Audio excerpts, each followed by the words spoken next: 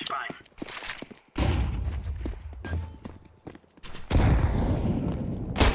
Sniper.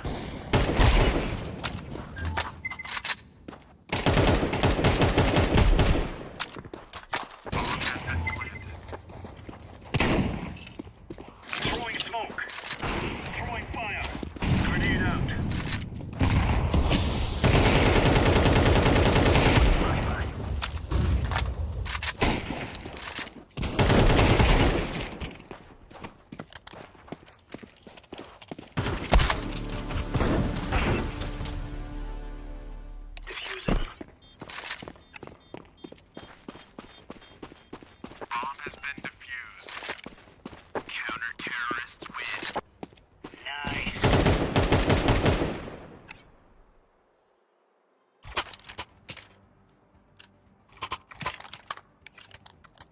Go, go.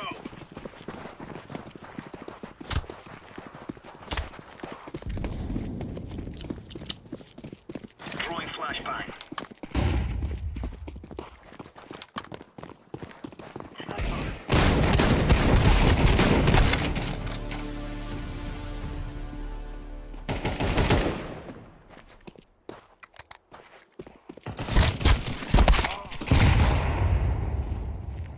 Two guys left.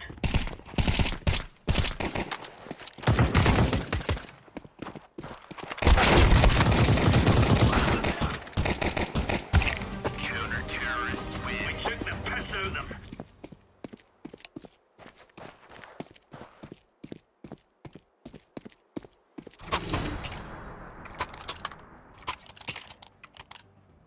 Remember, this isn't the killing house anymore.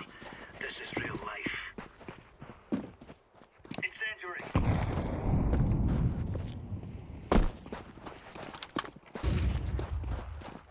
Deploying flashbang.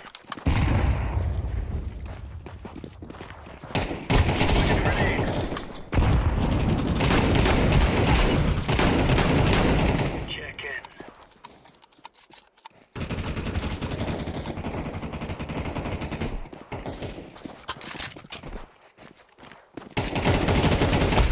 Counter-terrorists win. Right on, you're right on. Nice work, boys.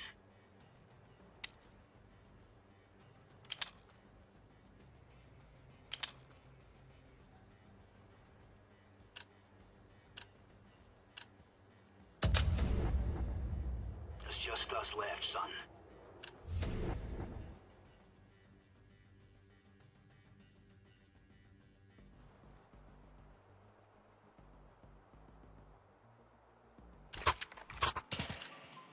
Are we rushing in, or are we going sneaky beaky like?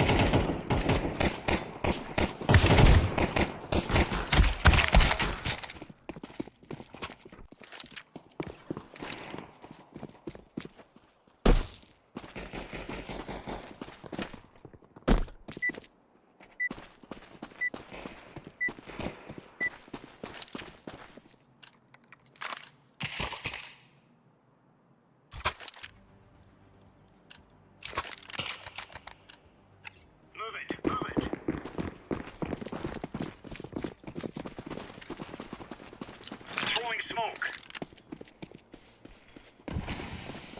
Flashbang. Bomb carrier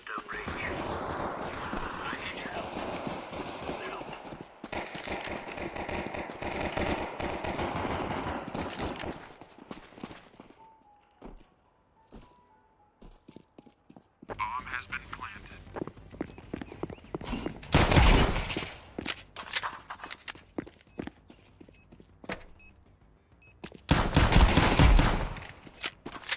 I'm defusing the bomb.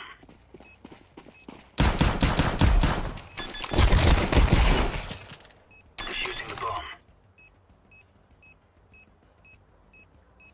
Bomb has been defused. Counter-terrorists win. Ah, we're getting stuck right into them.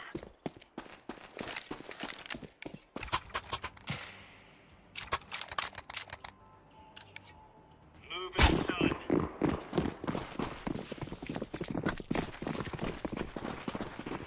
Laying down smoke.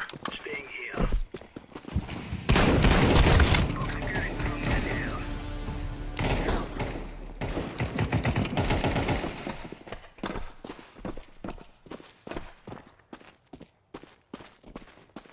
I see the bomb carrier. Throwing flashbang.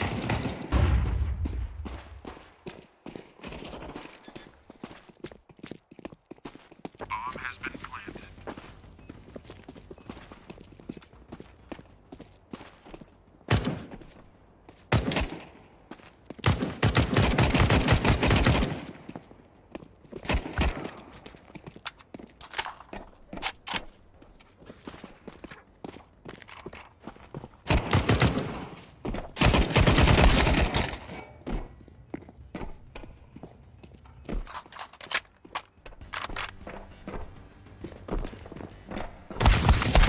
Terrorists win.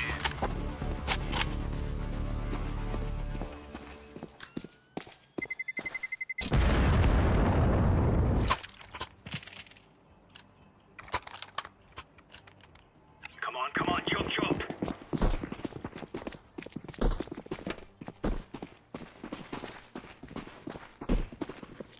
Deploying flashbang. Grenade out. Throwing flashbang. Waiting here.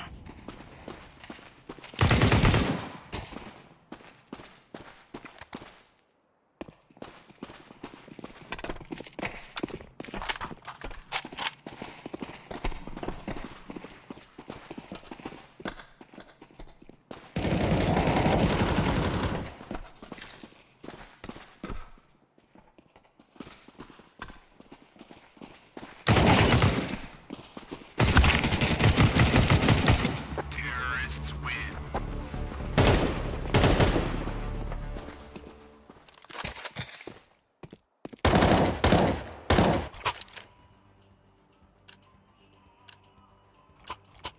Let's move out.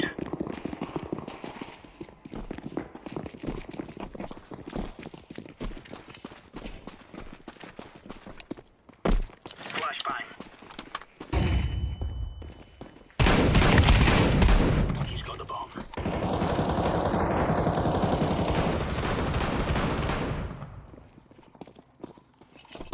Three guys left.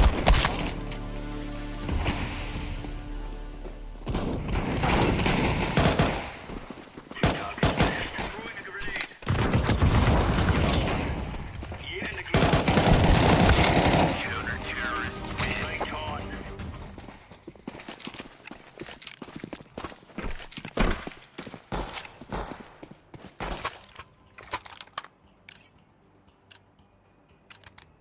Go, go, go.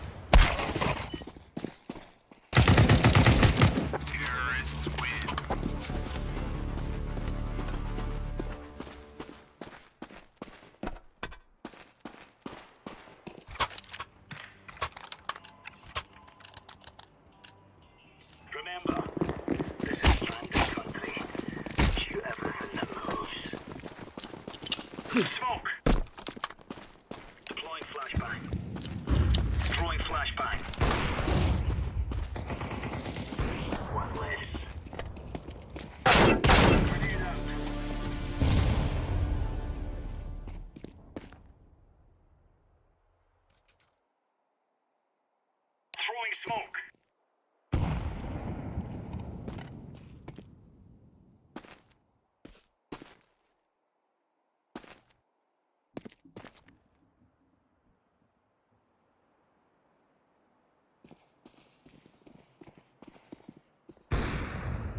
Watch out, sniper.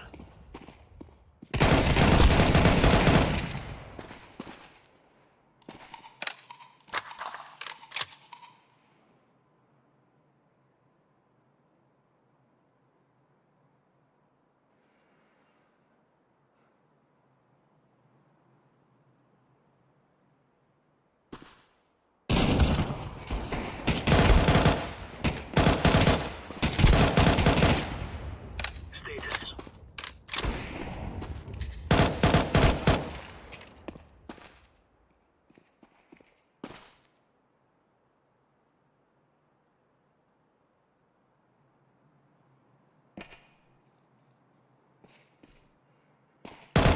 Terrorists win.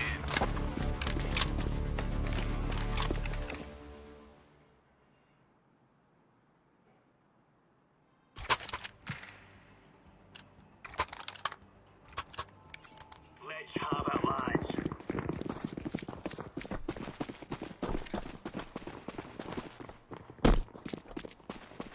Throwing flashbang.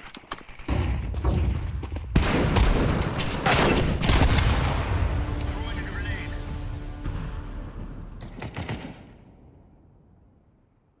Flashbang.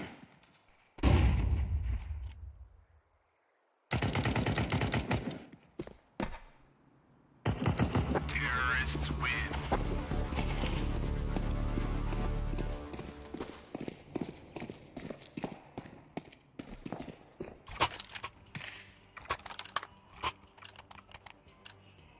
Let's go.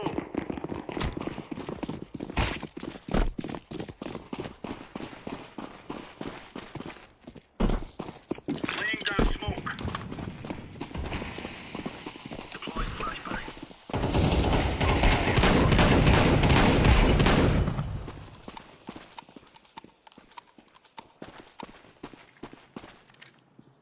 Flashbang. Grenade out. Deploying flashbang.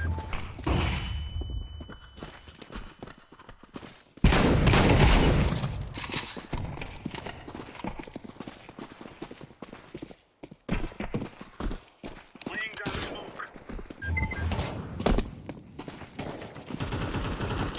Grenade out.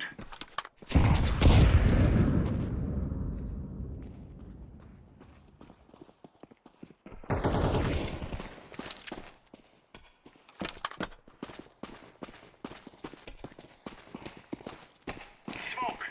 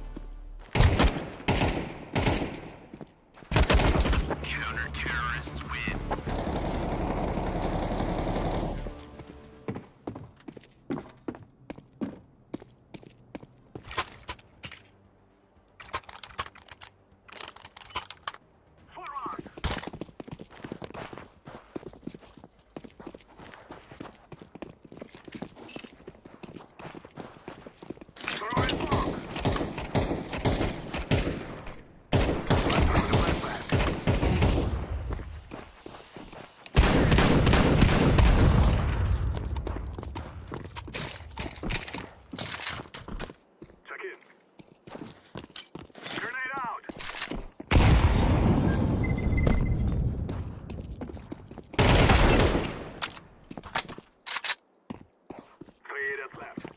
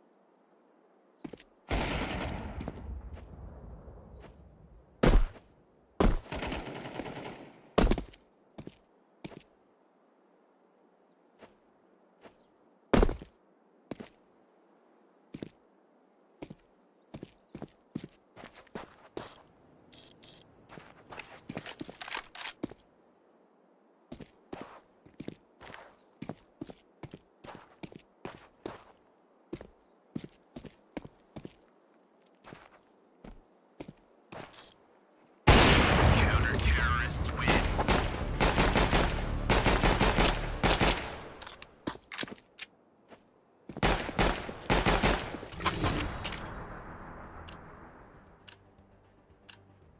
We must move.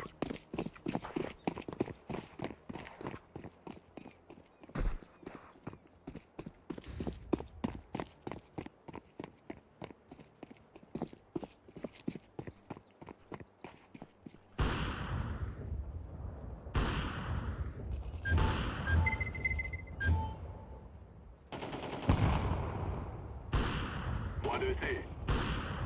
Smoke.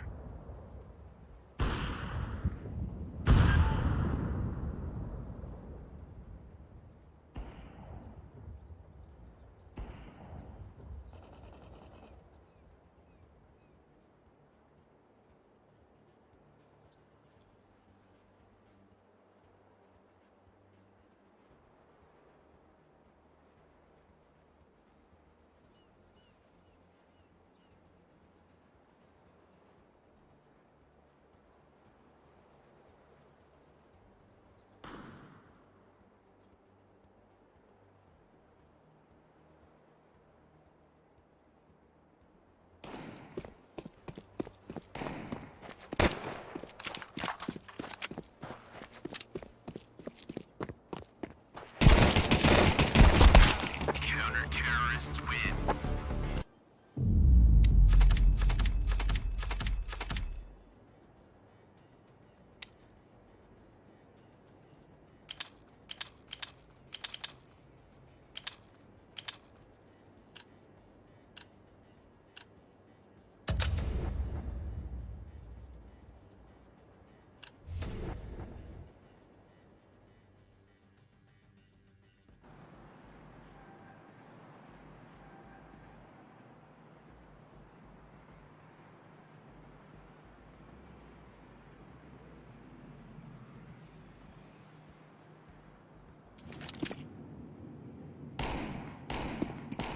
Grenade.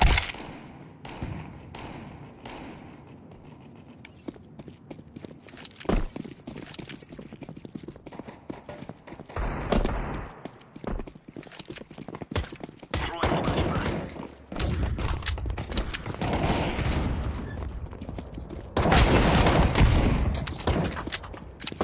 Deploying flashbang.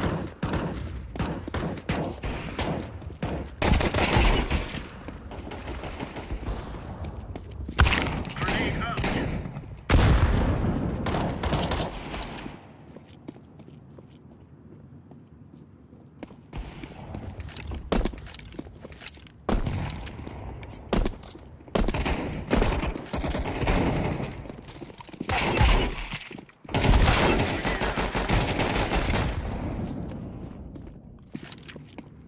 Decoys out.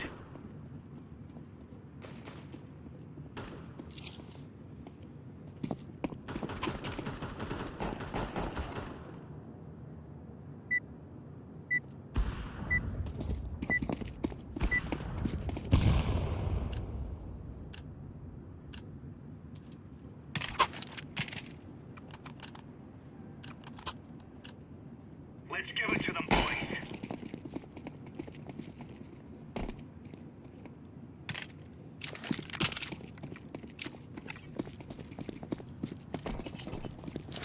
smoke.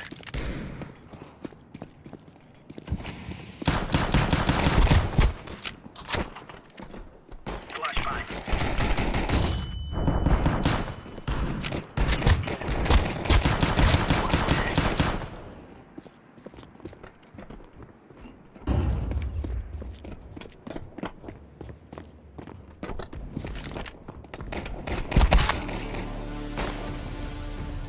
Two fellas left.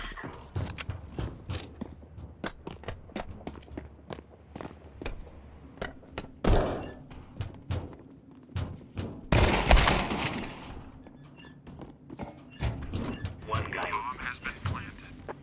Let's get that bomb.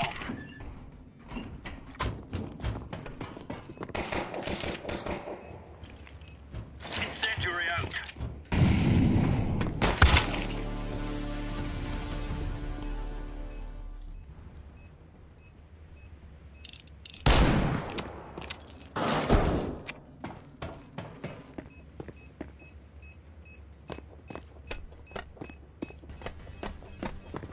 Defusing the bomb.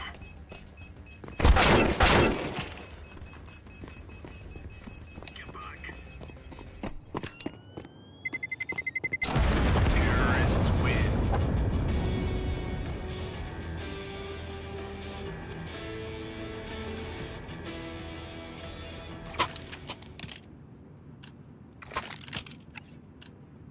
Let's go.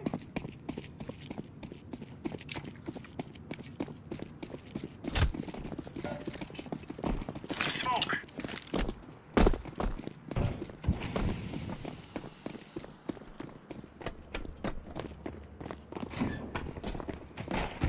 Throwing a grenade. Bomb carrier downrange.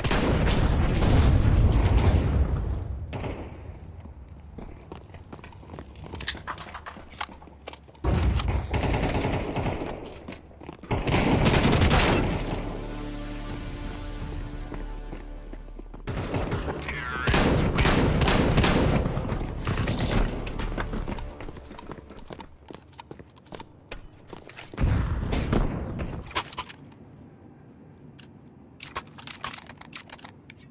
Move it, move it.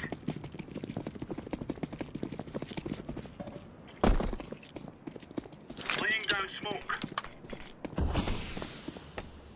Grenade out. Deploying flashbang.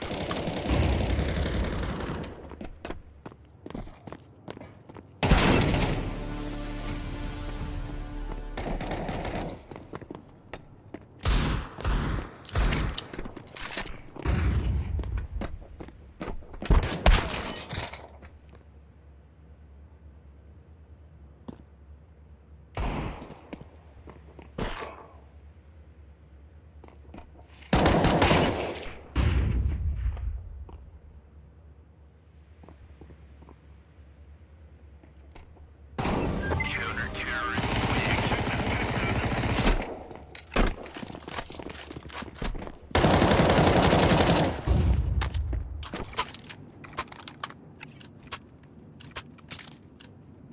Move it, son. Flashbang.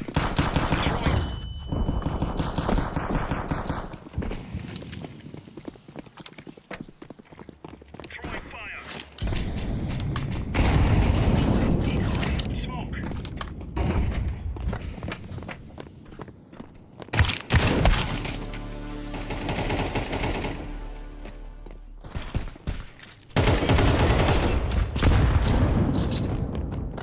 Incendiary.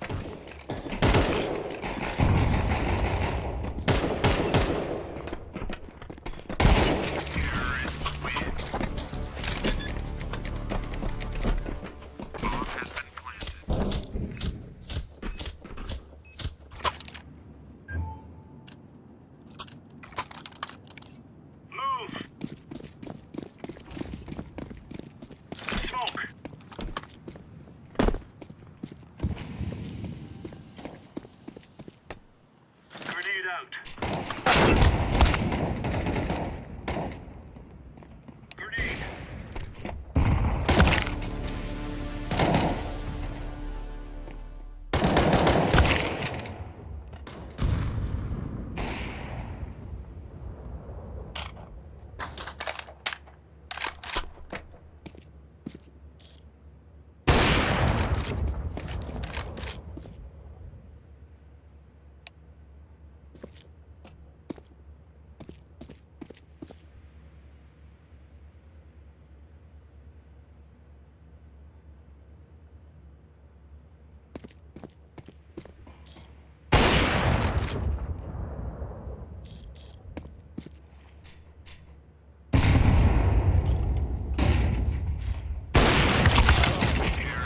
Yo, he died with wall hacks. He's fucking shit.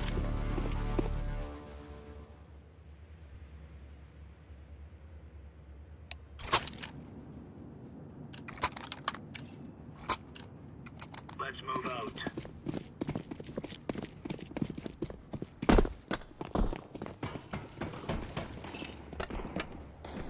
Throwing smoke. Laying down smoke.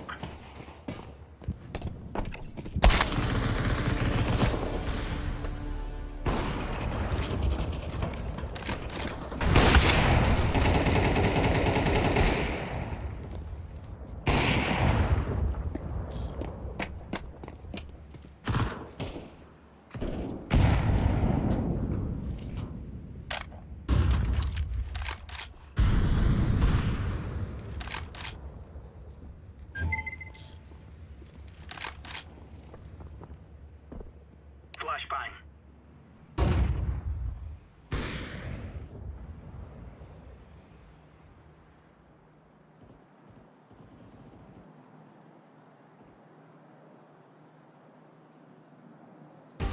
Counter-terrorists win. There's no stopping us.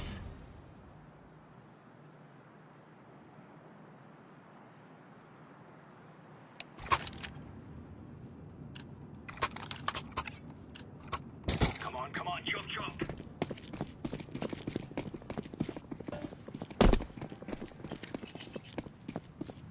Smoke.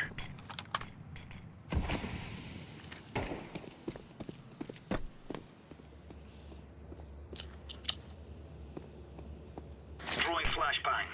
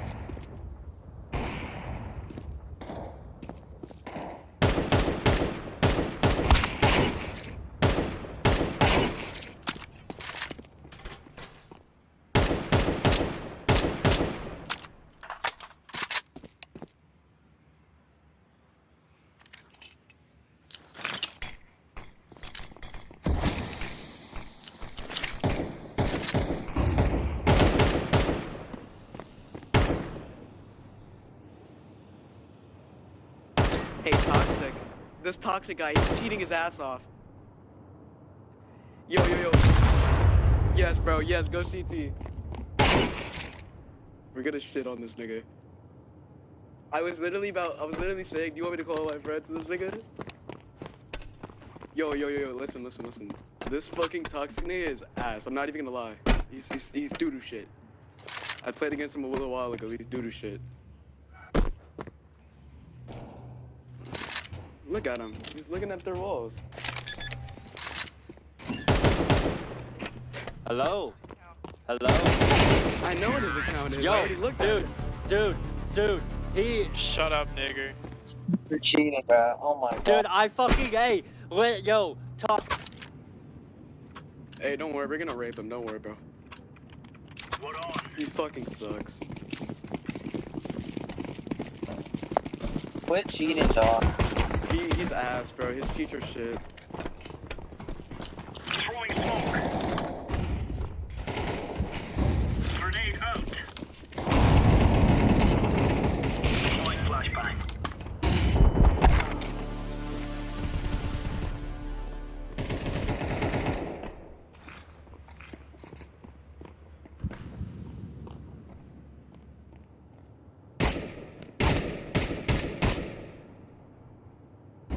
I hate this fucking game. Terrorists win. Yeah, cry about Yo, it, bro. bitch, Yeah, fuck we're gonna you. kill Y'all, him. hey, We're gonna kill fuck him, is nigga. right, go fuck you. yourself. Hey, I'm Yo, gonna kill cream on yourself, your bro. racks. Please kick the toxicant guy off.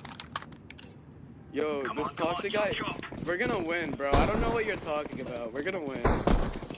He's terrible. Smoke.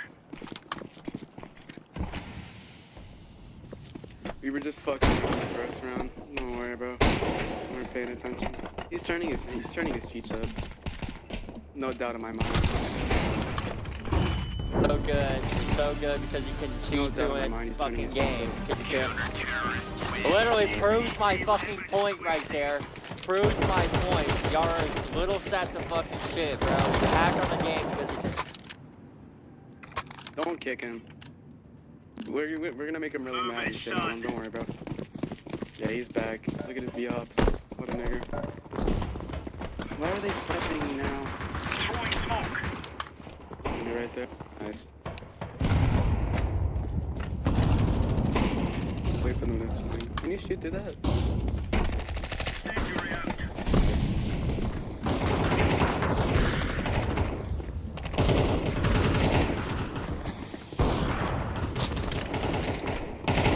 Counter-terrorists win. Now we're really laying into them.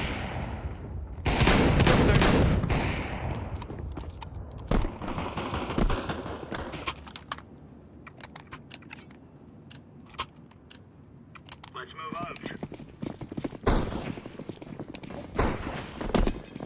No, say it in all chat. Say it in all chat, bro. Say it in all chat. You're saying it in team chat. What are you doing? Laying down smoke. Is that what I do? Team Molly. Throwing fire. Grenade out. Nice. Flashbang. Little dog. He's right there.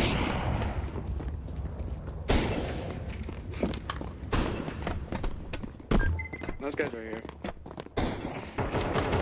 Counter-terrorists win. It's a piece of cake, so it is.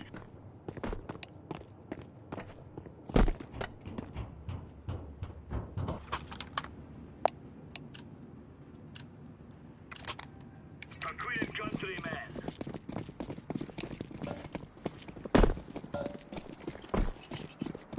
Smoke.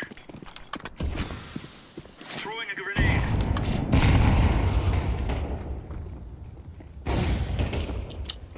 Throwing flashbang. Throwing a grenade.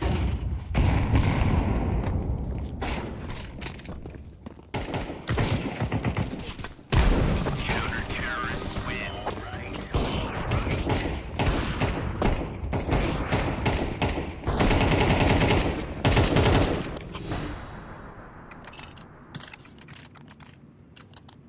Let's have at it, mates.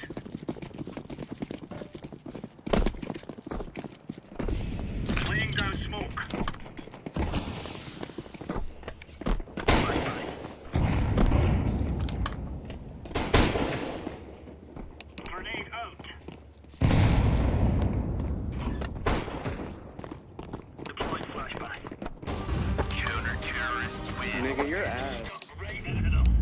Literally. Nigga, you're hacking. Dude, in a it literally fucking does not game. matter. It does not matter. You're- Who cares? shut up, It's nigga. casual. Shut the Shut fuck up. bitch. You Shut all up, bitch. fucking Shut up, suck. bitch. You Hey, all fucking nigga, you're suck. hacking in a fucking casual You game, all alright? fucking suck. You all fucking suck. You do. 0 9 0 and 9, 0 0 and 9, buddy. Shut You the get no fuck up. pussy. You 21 and fucking 8, play 21 and 8. shit.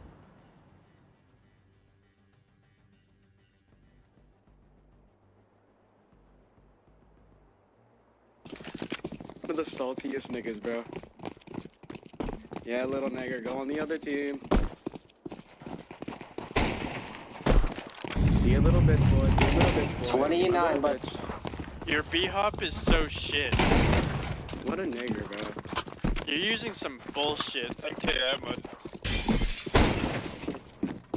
Oh, you're using some bullshit. Oh, yeah, okay.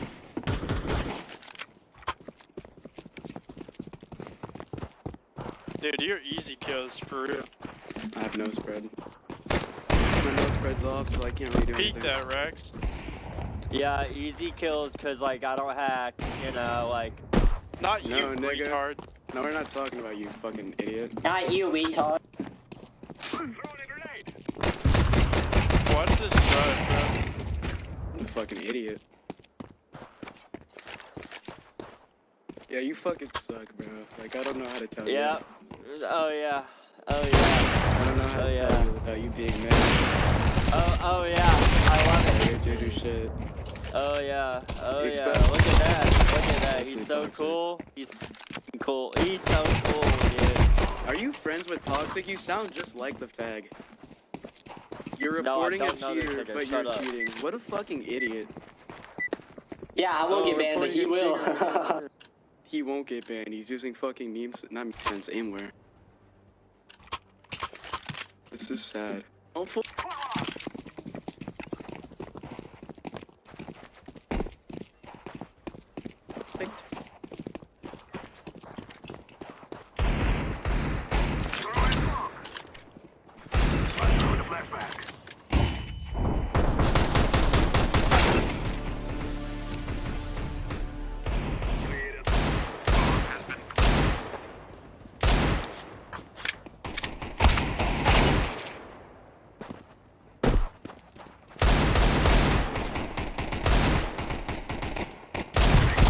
Excuse me. Only one man left. nigga, how do you die to a bot? Come on, bro. Y'all niggas cheat in a video game. Yeah, nigga, so is Toxic. Shut the fuck up and eat a dick. Oh, boo-hoo, lame ass nigga. Oh, win. Suck a dick, you fucking fag. I don't know. You kind of suck at mine right now. Nah, nigga, you're sucking mine. You keep fucking talking to minor, you fucking nigger. Pour all you want. Actually, like, you're retarded if you think that does anything. Graham, you know Toxic is also a cheater. I don't know why you would report him and not the other nigga. You're kind of gay for that. 3 men left. Kind of a faggot thing to do.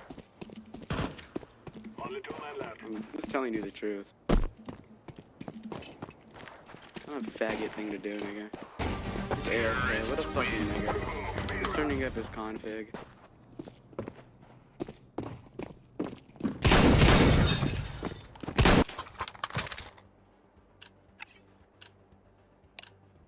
Let's go.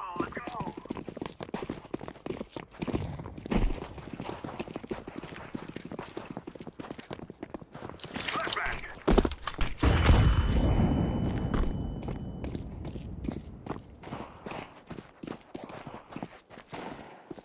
Planted.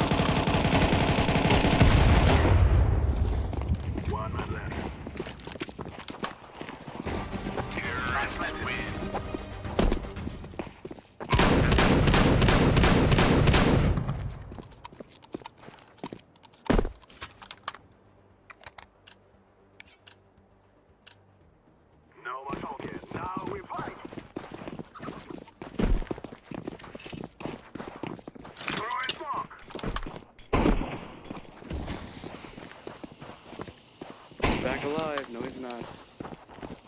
Three men left. Only one left.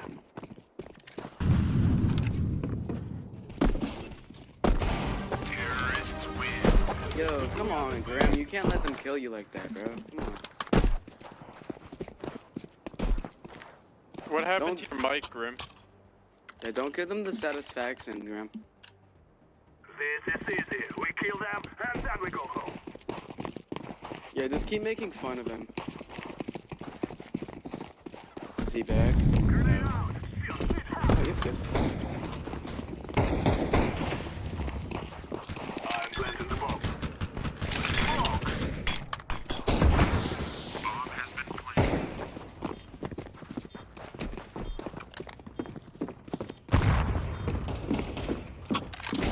Terrorists win. You think you can?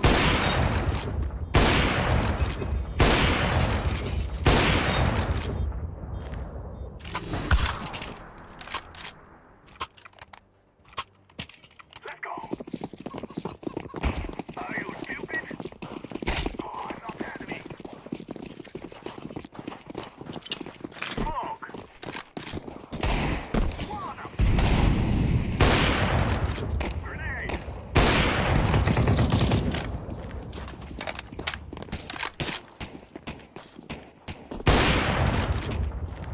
I'm planting the bomb.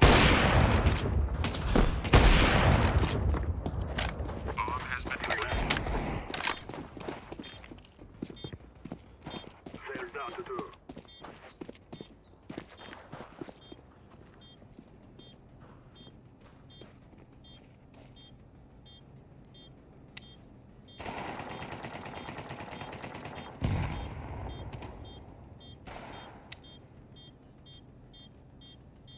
One idiot left.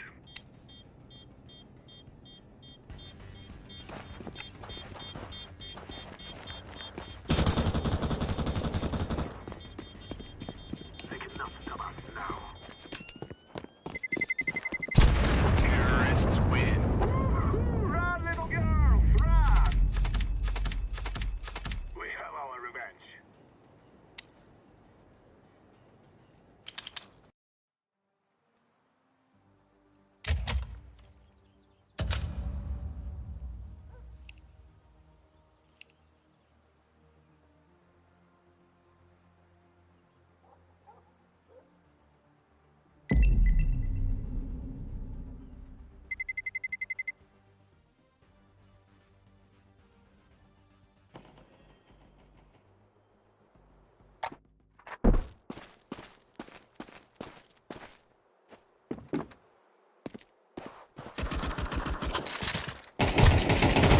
Counter-terrorists win.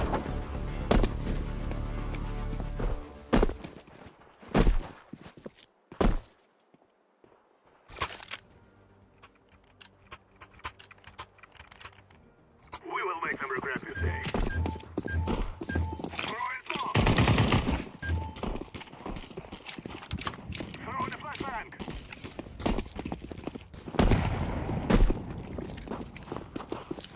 Flashbang!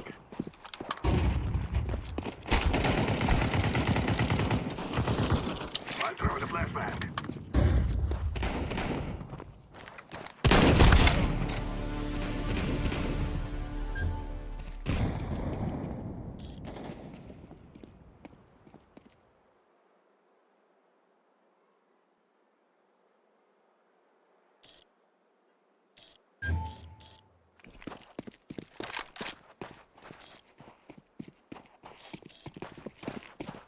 Flashbang!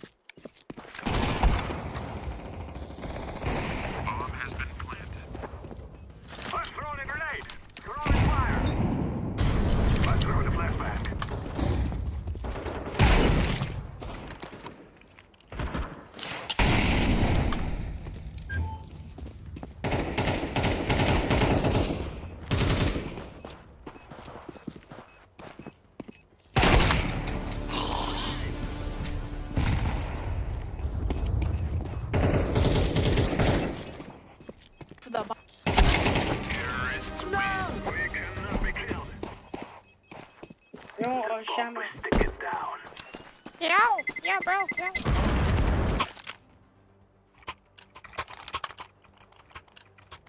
Together we can do this.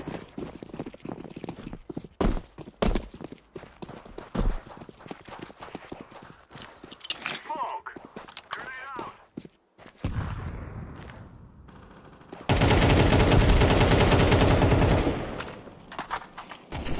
I'm throwing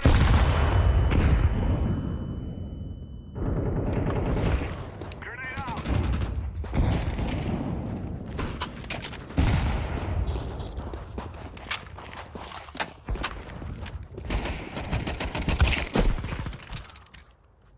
Flashbang!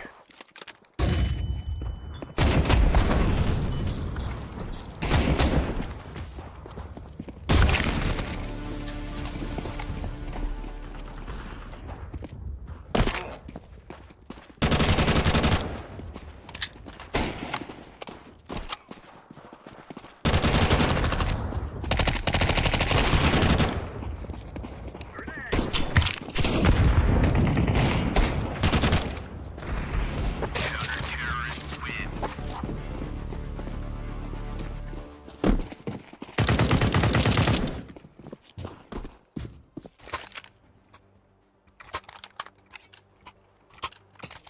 Let's go, my brothers! Smoke! Why make me swap Throwing a teams? decoy.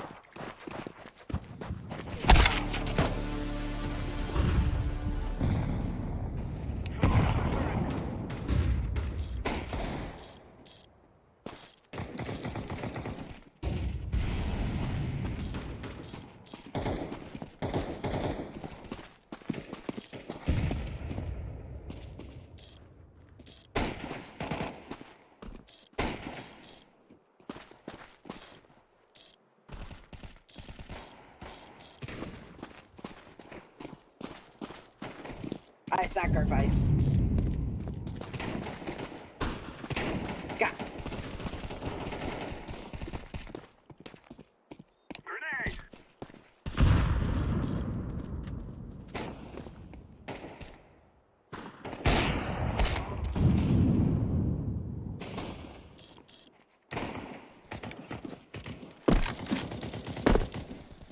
Counter-terrorists win.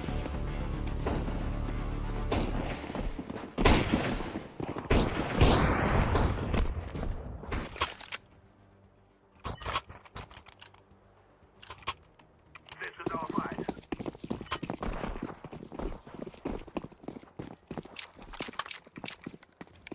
The guy's out.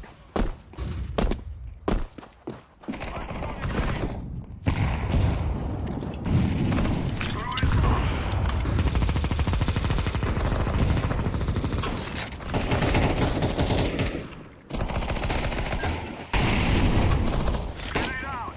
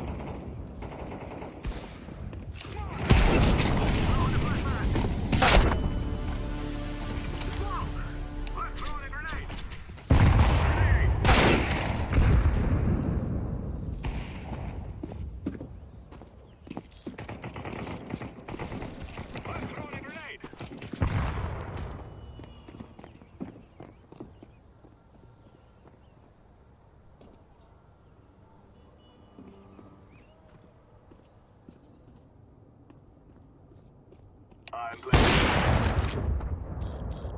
Bomb has been planted.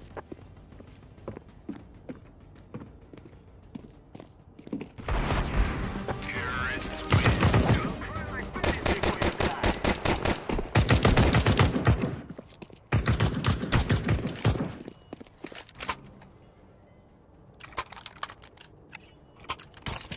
We must win.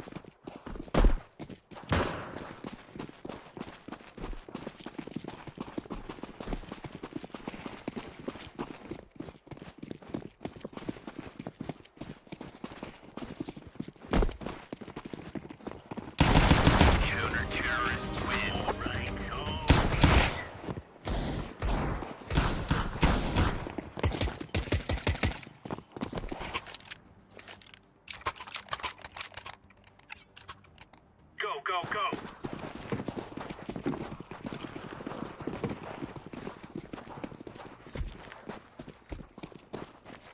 Grenade out. Smoke. Deploying flashbang. Grenade out.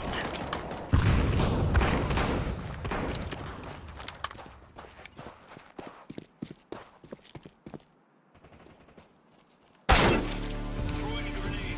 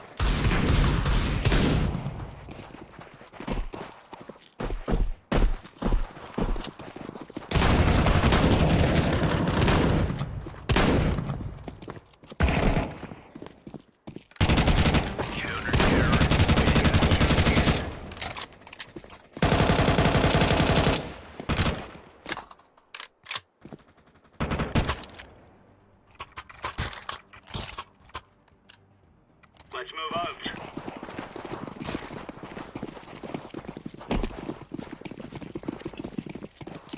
Laying down smoke. Grenade. Throwing flashbang.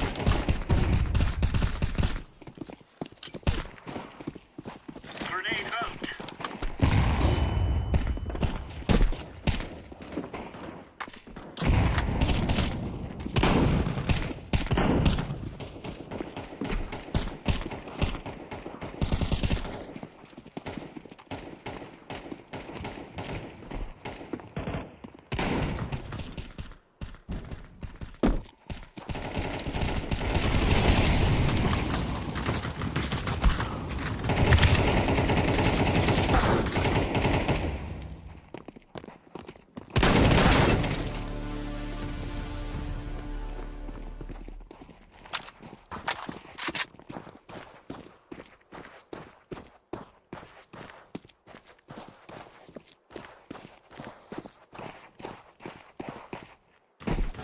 Terrorists win.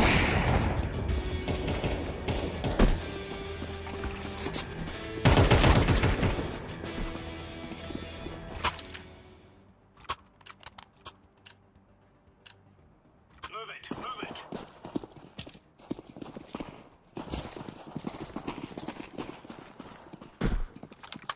Roger that. Throwing smoke.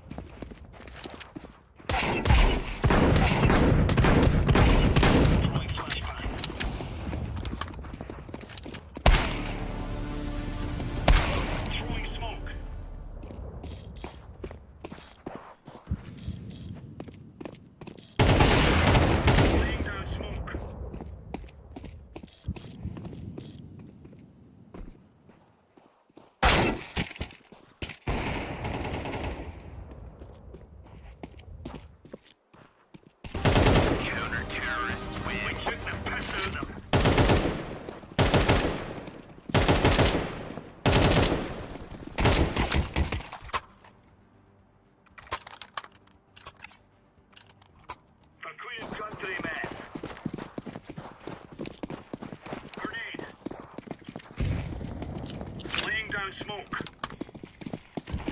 Throwing fire. Grenade out. Incendiary.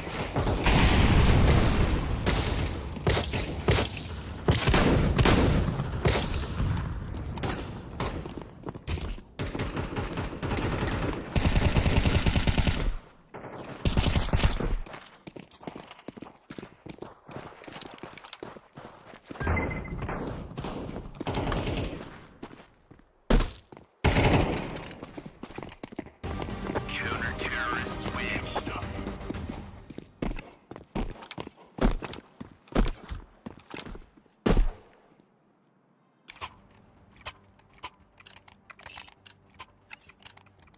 Gear out. We aren't going on a windy walk here. Smoke. Throwing smoke. Flashbang.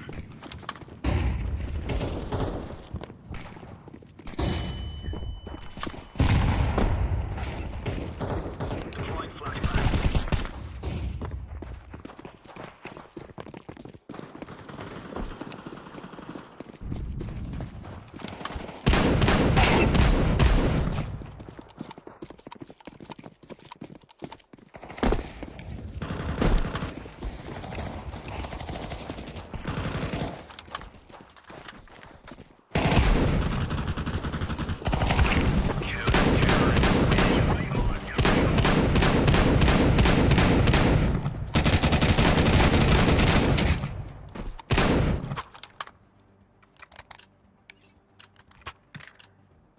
We are out of here.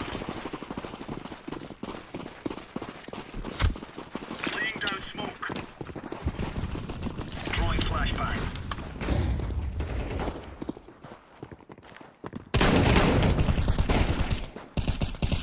Grenade out. Incendiary. Grenade out.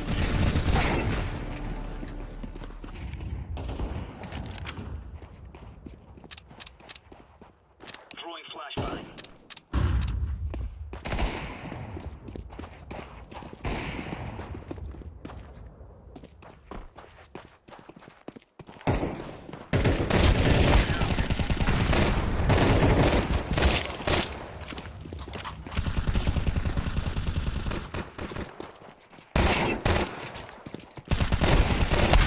Counter-terrorists win. Easy peasy lemon squeezy.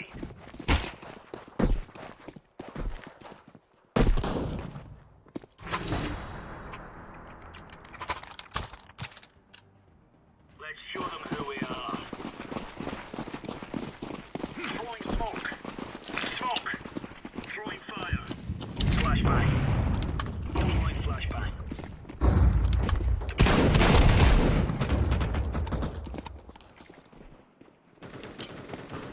Throwing a grenade.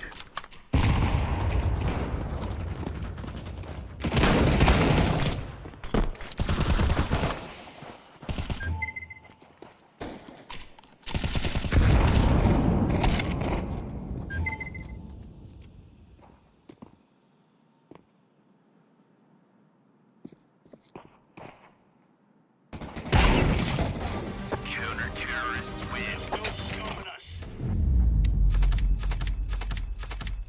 Job well done there, son.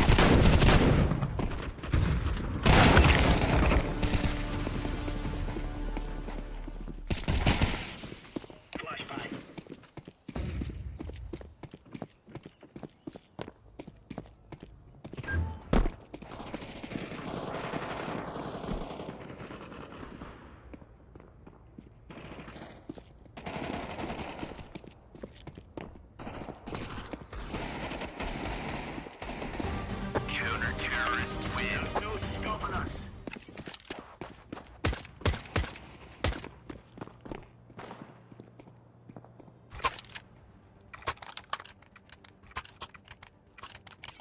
Move it, son. Laying down smoke. Throwing smoke. Grenade out. Flashbang. Deploying decoy.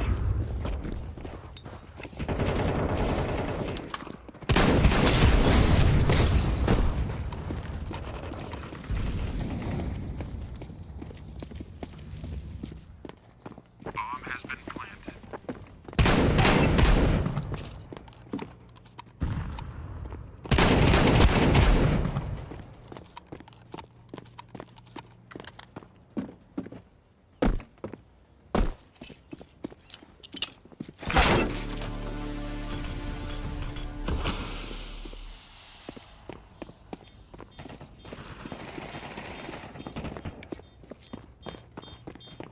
Defusing the bomb. Bomb has been defused. Counter-terrorists win.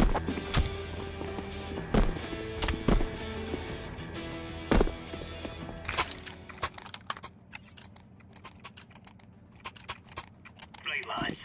We're on.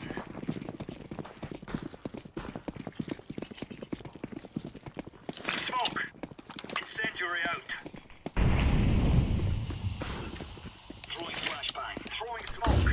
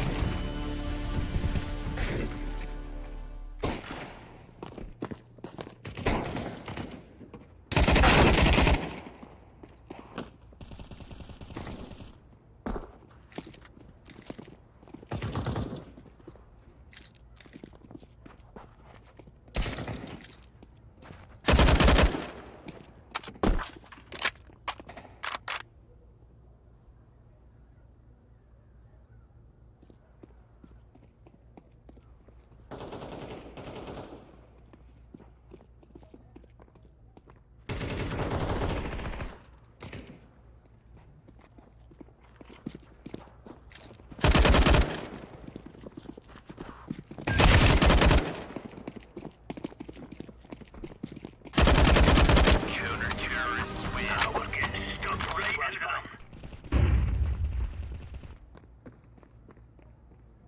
Throwing flashbang.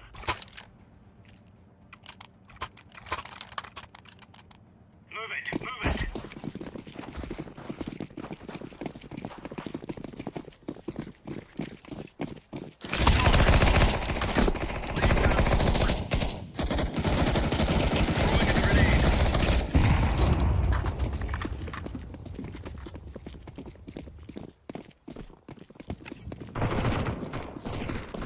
Laying down smoke.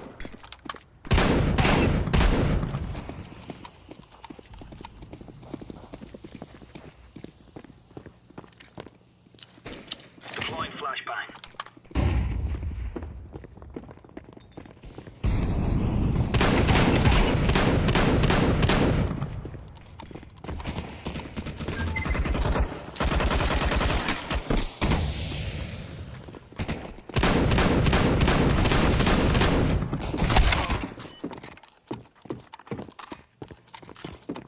Grenade out.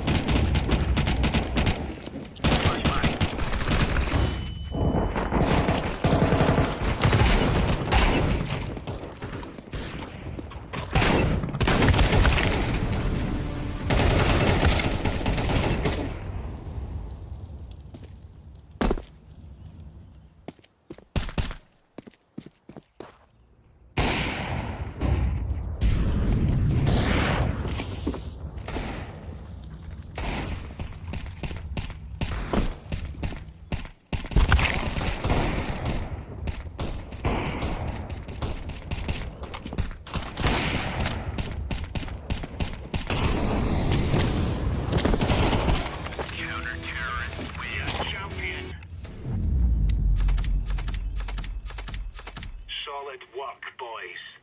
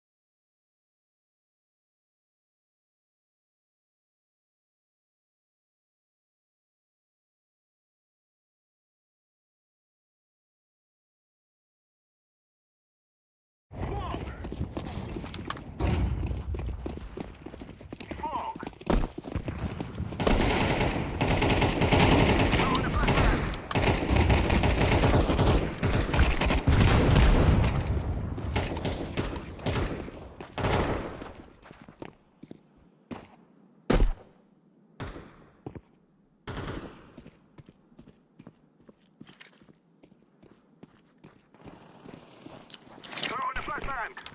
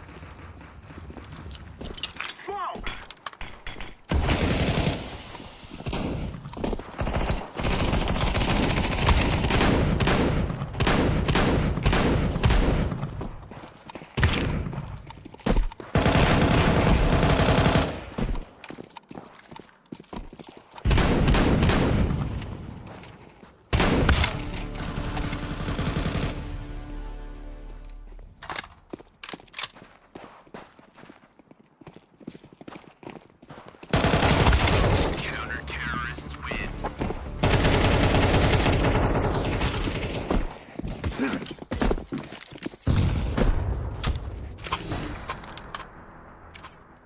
ready. It's easy. We kill them, and then we go home.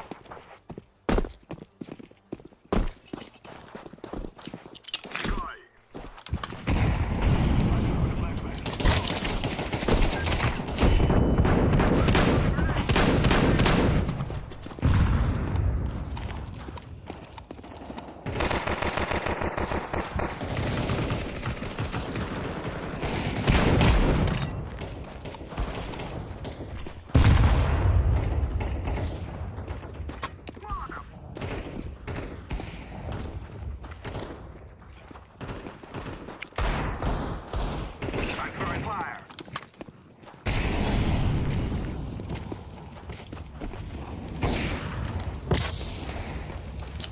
Throwing fire.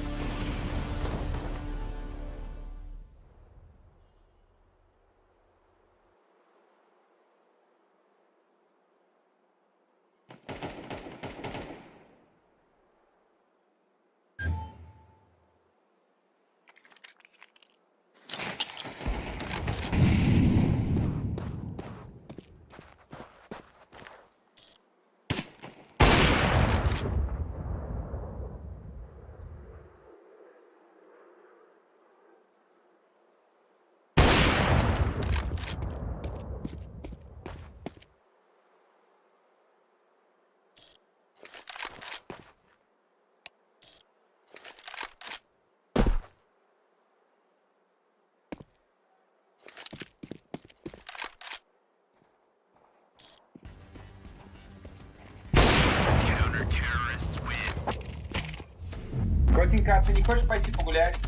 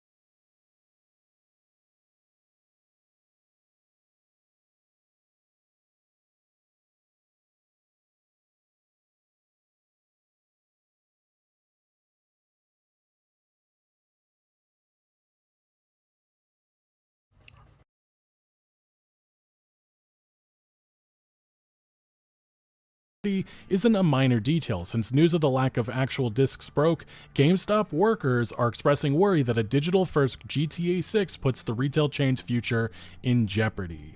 And it further mentions that at the very least, codes will be a pain for retail employees. GameStop workers claim that in general, they're expected to maintain high numbers for things like pre-orders, memberships, and warranties. Right now, many GTA 6 fans are wondering if pre-ordering the physical edition of the game is even worth it. And they actually have specific GameStop alleged employees that are talking about their experiences thus far trying or getting people to pre-order GTA 6. The first one we have is from an assistant store leader saying, because it wasn't physical and we didn't have the Ultimate Edition, we ended a day that I fully expected to be flooded with 500 pre-orders with 5 pre-orders. My mental prepared itself for nothing.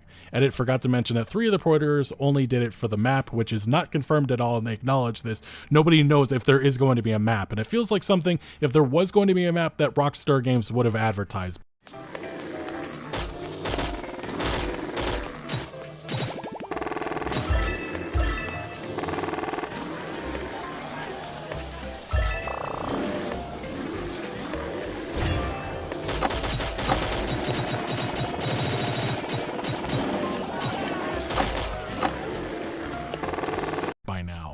Which, again, it just points to the greed that has happened here with this physical edition, which isn't really a physical edition by any means.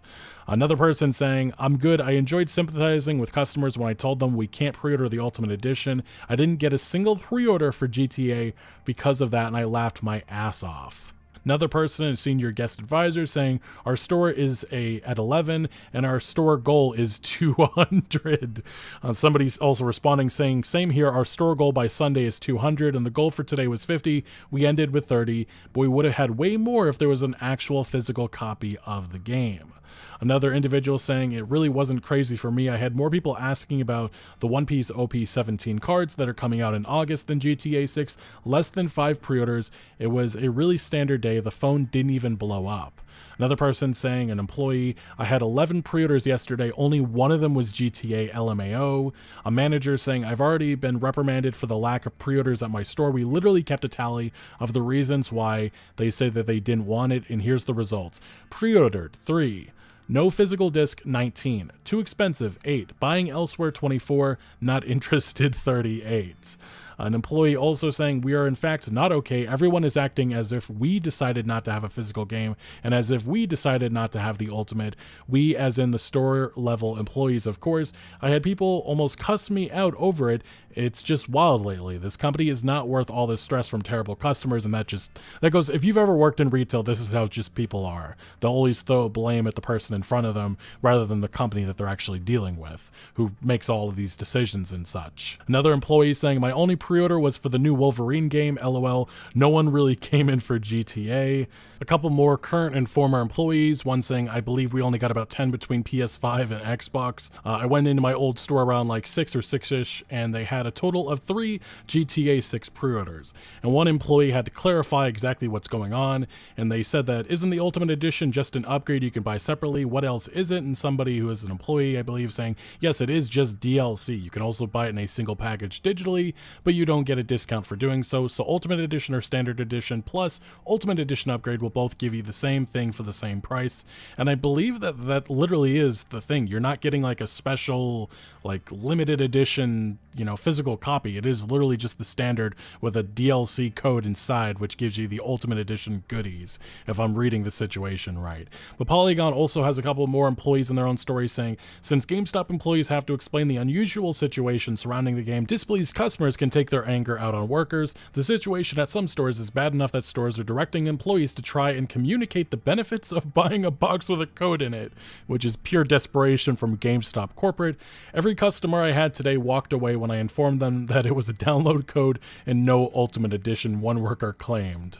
And yes, this GameStop nightmarish story is something that parallels what we heard that was coming out of local retailers in South Africa, in which a reporter said that word from local retailers in South Africa shows abysmal GTA 6 pre-order numbers so far in the country. The code in a box is the worst thing that could have happened locally. If the game had a disc, we would have seen hundreds of orders within hours, yet some stores are sitting on single-digit numbers, as we're seeing with GameStop. This issue also greatly affects businesses in South Africa, as stock allocations had already been fulfilled before the no disc announcement, so South Africa is going to be stuck with a boatload of game copies and no one buying them. Not to mention retailers won't make a cent from the game's launch, which is also just sad to see. There was a time when the industry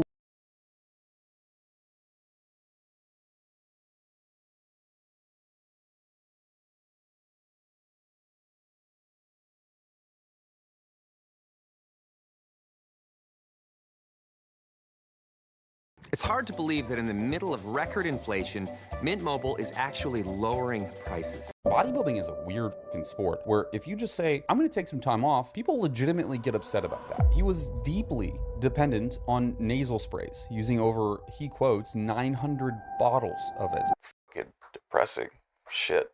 Disclaimer, this video is educational and informative in nature. Do not contact anyone shown in this video. Also, this video is discussing steroids. Do not use steroids. This is entirely for educational and entertainment purposes only. So Good Vito, one of the biggest mass monsters there is out there, especially at a young age, just posted on Instagram about a surgery that he had to get done. And it's not the heart, it's not the liver, it's not the kidneys. It's not the stuff that you would assume bodybuilders having to deal with. It's his nose. Bro has been hitting nasal sprays too much. You know, I'm addicted to nasal spray. I smell everything! I'm invincible! The little $6 bottles that you get from the pharmacy, the decongestants that you're supposed to take when you have nasal blockage. For like 10 years straight, he abused this stuff. By his own count, taking about 900 bottles worth of it. Until, of course, his nose flat out just stopped working entirely. And this is a really common practice, and he ended up in the cycle where he physically could not breathe unless he was using the nasal decongestant. And stick around because this video is going to be really interesting. First, we're going to talk about who Good Vito is, but I really do want to talk about these nasal decongestants because I think they're actually, it's kind of insidious, and it's something that's important to understand if you're just going about life, and it's not necessarily common knowledge that the average Joe would have. So you may have seen the bodybuilder before, again, Good Vito or Golnik Vitali. I believe that's how you pronounce the name. As you guys notoriously know, I can't pronounce names for shit, even English names, so I'm trying my best. He's a Russian bodybuilder born in quite literally the best year to be born, like 1997er right here. Flex, cause ya boy is a 97er as well. How cool is that? It's fucking depressing. Shit. The big 3-0's coming up. His career in bodybuilding has been fascinating as he's really climbed the ranks extremely fast and extremely young compared to most other bodybuilders. He started lifting as a very young kid and actually did powerlifting first, but soon got into bodybuilding, in which he was extremely successful. He became a well-known Russian champion as well as a European champion for a very long time. He was competing in a different organization, I believe, and then moved over to the IFBB later on. But this whole popularity within bodybuilding really caused him to blow up quite quickly on social media. And side note here, and I think it's kind of really important for me at least, he has done something really special with his social media presence that you don't often see a lot of bodybuilders do.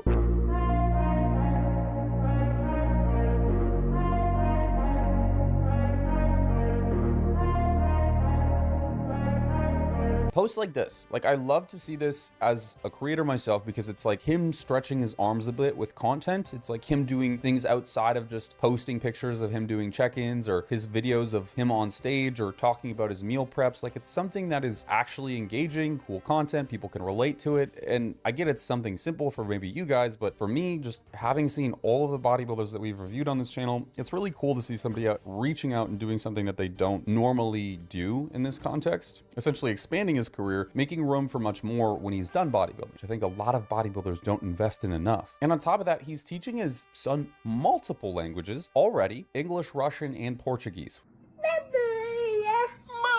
Mamula.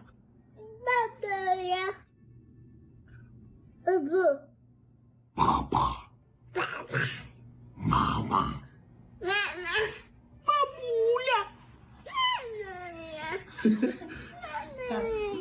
Tiki. Tiki.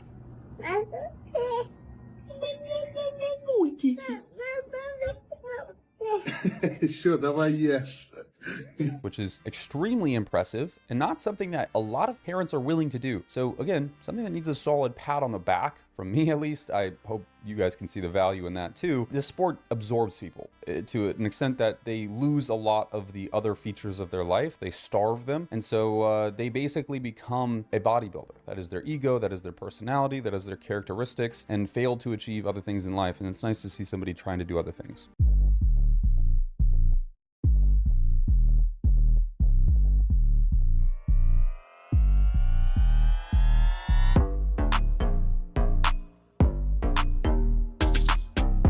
But anyways, Good Vito ended up switching to the IFBB, like I was saying, in 2022, and basically doing a really successful run of shows at that point. The thing about Good Vito is he does push to his limits though, and this is very evident. It is, after all, bodybuilding. For example, his diet, I mean, he exceeds well over 5,000 calories in the off season. Obviously, pharmacology, all of this matters quite a bit for later because it relates to why using nasal decongestants is actually quite common in bodybuilding. But surely he is on the sauces of all variety.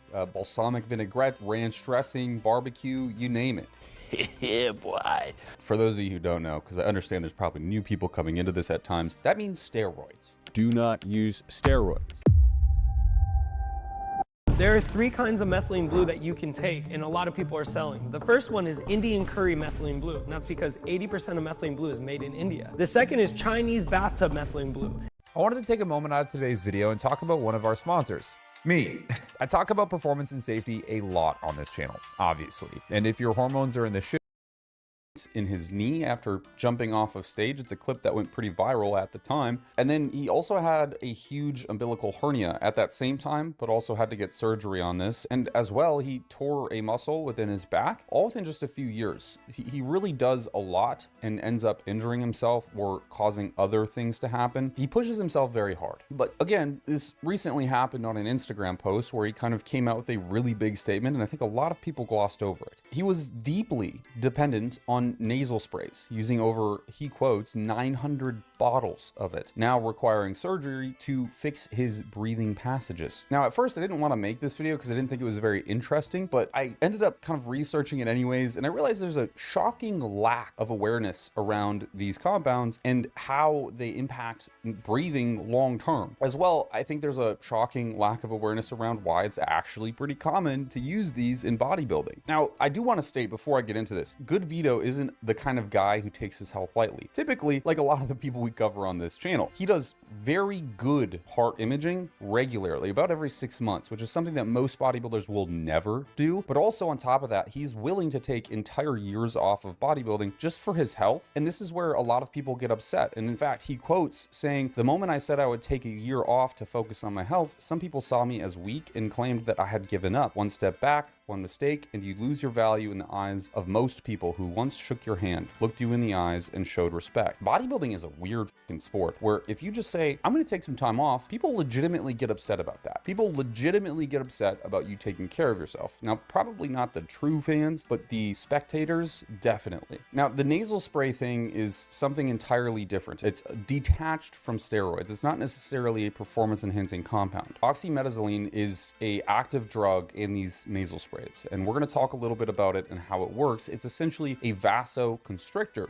contrary to a vasodilator. Oxymetazoline is a alpha adrenergic agonist, which is partly how it causes that vasoconstriction, which gives your nasal passages more room to breathe, literally. You may have taken something like Cialis or Tadalafil is the other name for it, or maybe even Viagra or Sildenafil. These compounds will cause you to sometimes get a stuffy nose. And the reason that that happens is due to vasodilation. Your nose sort of inflames on the inside, creating a more narrow breathing passage for your nose. With use of these compounds up to and beyond 3 to 5 days, you get a condition called rhinitis medicamentosus. I might be f***ing that up. Please put it up here. It's a good word to pronounce. You know, practice English a bit. I don't know. I suck. In essence, the blood vessels become hyperactive once you stop using it, and congestion overshoots massively beyond baseline, and a chronic user will feel way more congested from when they started. And the only solution to fix this problem is a prolonged period of time off in which you have to experience that congested nose or reusing the drug. And when you're talking about a performance-based athlete here who has to train, do cardio, and lots of other things, which are very dependent on breathing, it's not a great feeling. Now, the issue is that what we're working with here is that alpha adrenergic pathway, which is putting your central nervous system into a semi-parasympathetic state. Now, it's not a very strong drug and systemic in the sense of doing that, but it can. So it can lead to very clear blood pressure elevations, heart palpitations, and even the development of anxiety because of being in that state sort of more chronically. Compounding the fact that this guy was obviously using a bit of the PEDs that compound these results, targeting the exact same issues, it's not a great thing to chronically use. The issue is that vasoconstriction causes also a large amount of tissue damage. It is epithelially toxic, and in other words, what that means is it's really fucking bad. The nasal cavity is lined with different types of epithelium: the respiratory, transitional, squamous, and olfactory. And these basically, the epithelium is essentially like a sheet of cells, and these cells do different things depending on which ones they are and where they are. Now, these cells humidify, warm, or filter air. They even move mucus around with the cilia and act as a physical barrier against allergens, pathogens, and irritants in one's environment. Now, cilia, this is actually kind of important to understand, are microscopic hairs that are basically projecting off of the surface of this layer of cells. They beat in a coordinated way to move mucus and trapped particles out of your airways, meaning that they sort of move rhythmically to clear your nose of obstruction. So when you use these compounds chronically, you are actually damaging the function of these. As well, you're also increasing mucosal swelling near permanently, making it next to impossible to clear mucus and debris from your nose, as well as making a person far more sensitive to temperature changes, allergens, and humidity. So you don't just lose the ability to clear your nose and breathe through it, but you lose the ability to clear mucus as well, which, if you could imagine, it's extremely uncomfortable. You're leading yourself to basically a non-functional nose, which nasal breathing is extremely critical for many features regarding human health. If you want to learn more about that specifically, there's a really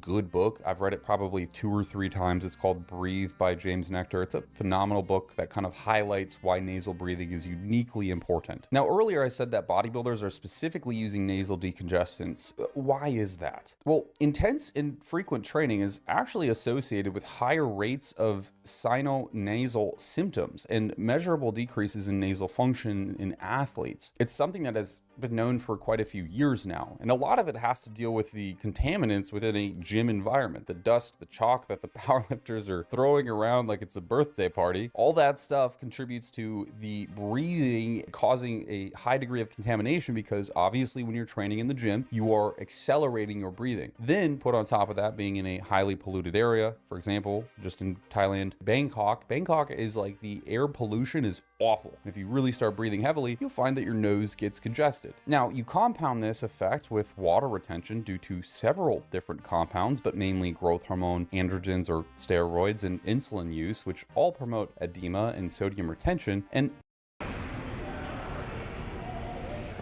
Oh, thank you. Wait, you're the carpet guy? You're Mitchell Hoop?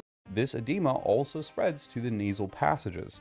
And on top of that, compounding this, Good Vito is known for eating a lot of food, especially in his off season. And this is something pretty much ubiquitous amongst all bodybuilders. And a lot of food volume causes the same thing to happen, as well as food allergies. If you've ever ate a meal and gotten a stuffy nose after, your body had a slight immune response to the food that you ate. Now, that doesn't 100% mean that you're allergic to the food, but you are experiencing an immune response, which indicates your body doesn't love it. A good example is I really like kiwis. Like, I think kiwis are so fucking delicious, but every time I eat one, I get a stuffy nose. Come to find out, when I tested my immunoglobulins after eating I do weird shit like this sometimes, after eating a kiwi, they were elevated pretty substantially. So I stopped eating kiwis, no more stuffy nose. Then of course you have sleep apnea. which is something also ubiquitous amongst a lot of bodybuilders. You'll find that this predisposes bodybuilders to mouth breathing, and the lack of usage of those nasal passages actually causes issues within itself, and you further train your body to neglect the nasal passage and promote mouth breathing. Now, all this to be said, it's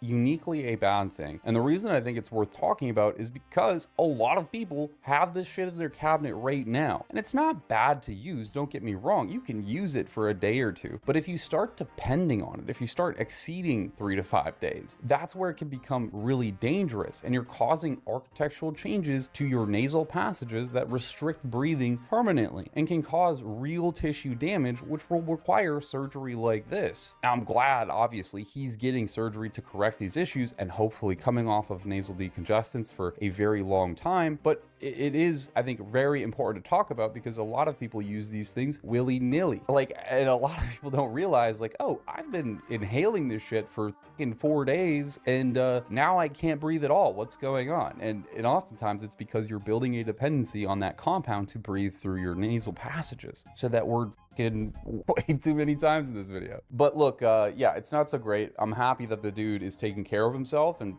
approaching this from a really healthy standpoint, because I feel like most bodybuilders would probably neglect the surgery and basically elect to continue competing and training and doing what they need to do as a bodybuilder, because oftentimes they develop forms of anxiety when being away from their typical routine. So kudos to a good video here to do this kind of surgery. If you enjoyed this video, please consider clicking like, commenting, and maybe even subscribing.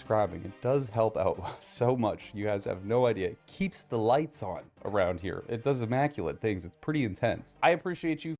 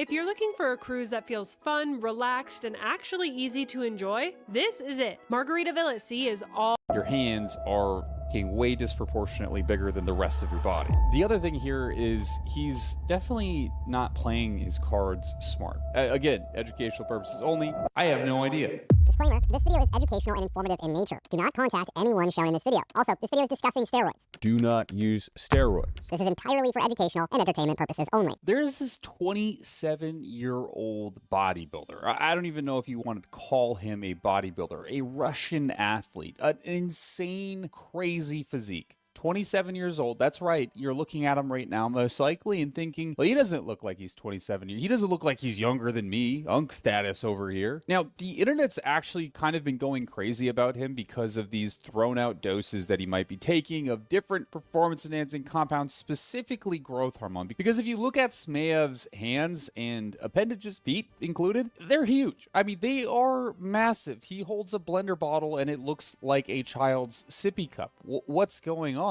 How does this even happen? The theory is, by some people on the internet, that he takes 120 units of growth hormone a day. That's not a week, that's not a month, that is a day. Now, a standardized replacement dose of growth hormone is somewhere around 2 IUs a day, so 120 is astronomical. Now, if you're not in the deep end of this world, you may not have heard of Andrei Smeyev, but you really should. Again, this 27-year-old who does not look 27 has one of the most genuinely shocking physiques I've ever seen, and to weigh well over 300 pounds and that a body composition that doesn't make sense at that weight. I mean, it really is crazy. Now, the thing about him that is unique is obviously his size. He is a very gargantuan human. 2 is his aging that has been generated from likely what is a very high exposure to androgens and other substances. But 3, the proposed substances that everyone is saying that he is on, because nobody actually really has any insight into what he is actually taking. So it's been a lot of postulation based on what other people have taken. Now, he specifically came out with a video talking about this exact claim of 120 units of growth hormone a day and said that it is not true. Andrei Smeyev just addressed his gear protocol. Now, there were rumors going around that Andrei was taking 100 IUs of GH a day, which was never true. This was about Sergey, another Russian bodybuilder who experimented with 100 IUs for 1 week, but Andrei said that he would never take that much simply from a money standpoint. That stuff just isn't cheap, even if he has sponsorships for that stuff. I never did that much in my life, not even as an experiment. But he does run GH to some degree because he didn't deny taking it, and he also addressed his overgrown body parts like his hands and feet. Andrei believes that this mostly comes down to genetics, and this is the reason he doesn't take as much GH, because his hands and feet are already so big. Now, for all those who say that something has overgrown on me, for example, my hands, my feet, and so on, the effect of this or that drug on your body, it is also individual. And it does seem like Andrei was a bit frustrated with these rumors being thrown around, but if I were a betting man, I'm gonna say he's still running a large amount of gear. They record videos, worry about my health, and so on.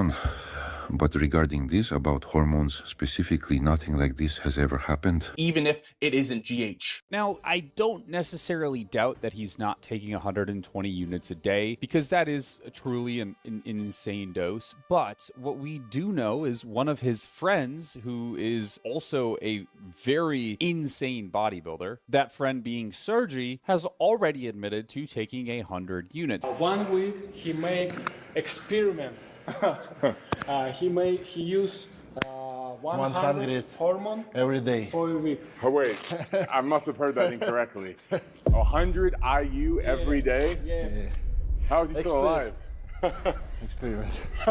Who knows if they're working together in the cahoots to build the protocols that they're taking, but I would imagine close proximity, same country, the whole nine is likely going to lead to the doses getting combined, right? Like people doing things, talking about it, experimenting with each other. It wouldn't really shock me if he was approaching that 100 unit area. Now, to really conceptualize this dose, okay, for a growth hormone deficient child, right, a child of short stature, the general dosing starts somewhere around, in a lot of data, 0.16 milligrams per kilogram, or roughly 1/2 an IU per kilogram. So if you had a, let's say 20 kg child, they would be taking roughly somewhere around 16 units in total per week, or somewhere in the ballpark of like 2 to 4 units per day, which is not a lot. That dose does scale quite quickly though, and it increases and sort of titrates per response in a clinical setting. Conversely, you could look at HIV/AIDS patients and see the doses that they're running of growth hormone, which they do as well take. And they do this to prevent basically muscle wasting diseases as well as just general wasting diseases, so like losing bone mineral density and lean mass over time. And that dose comes out to about 4 IUs a day as well. So the doses that bodybuilders take in an average setting, you're really going to see anywhere from like a middle category bodybuilder, like somebody who's pushing the edge but not going crazy, take about 4 units of growth hormone. The higher end of bodybuilding, you're very typically going to see 10 to 12 units of growth hormone. So we are 10x what would be a normal bodybuilder's dose, which is already on the higher end, even when compared to clinical settings. Another really good example of an avid drug user was, rest in peace, Rich Piana, who actually had a lot of good stuff to say while he was abusing steroids and various other recreational drugs simultaneously, and that obviously led to his demise. He was a very avid educator in a sense, and as well as someone who really did preach like don't take steroids, even though he was doing it. Something we don't see that often these days. Usually it's just like, hey, I'm on steroids, join my bandwagon.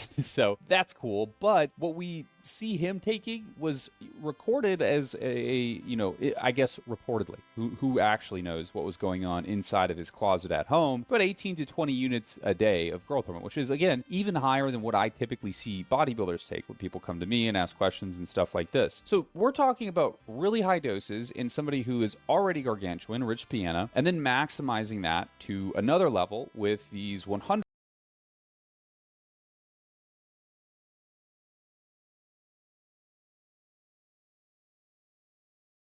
We exposed abuse and sex trafficking in Georgia's foster care system and passed a law to help stop it.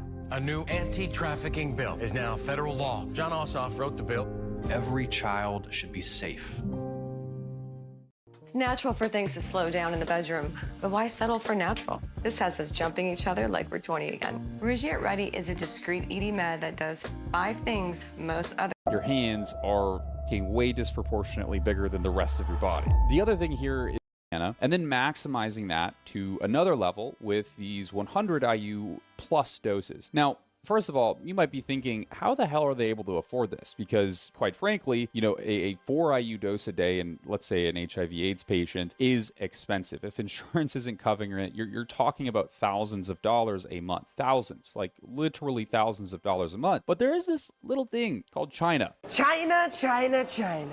You can't trust anyone, but you can trust China. And China likes to produce things at a much cheaper cost than America and sell them to Americans. And they do the same thing with various different peptides. We've talked about how the United States is really starting to crack down on this before in other videos. But one of their main compounds that they sell is growth hormone. And that growth hormone can be purchased for very cheap. Somewhere around the ballpark of 50 cents per unit is the average going Chinese growth hormone price. Look, this is all insider information, completely educational in nature. We'll just say this is theory, right? So if he, had a normal source, it would basically be $50 a day for him to take this dose of growth hormone, Andre, that is. And I think that's pretty feasible, but my assumption is that he also maybe has a bit of a sponsor. Look, sometimes how these things work is like, because somebody looks so gargantuan and insane, one of these drug companies might actually reach out to them and be like, hey bro, I'll give you a discount, or better yet, I'll give you product for free if when anybody comes to ask you where you're getting your stuff from,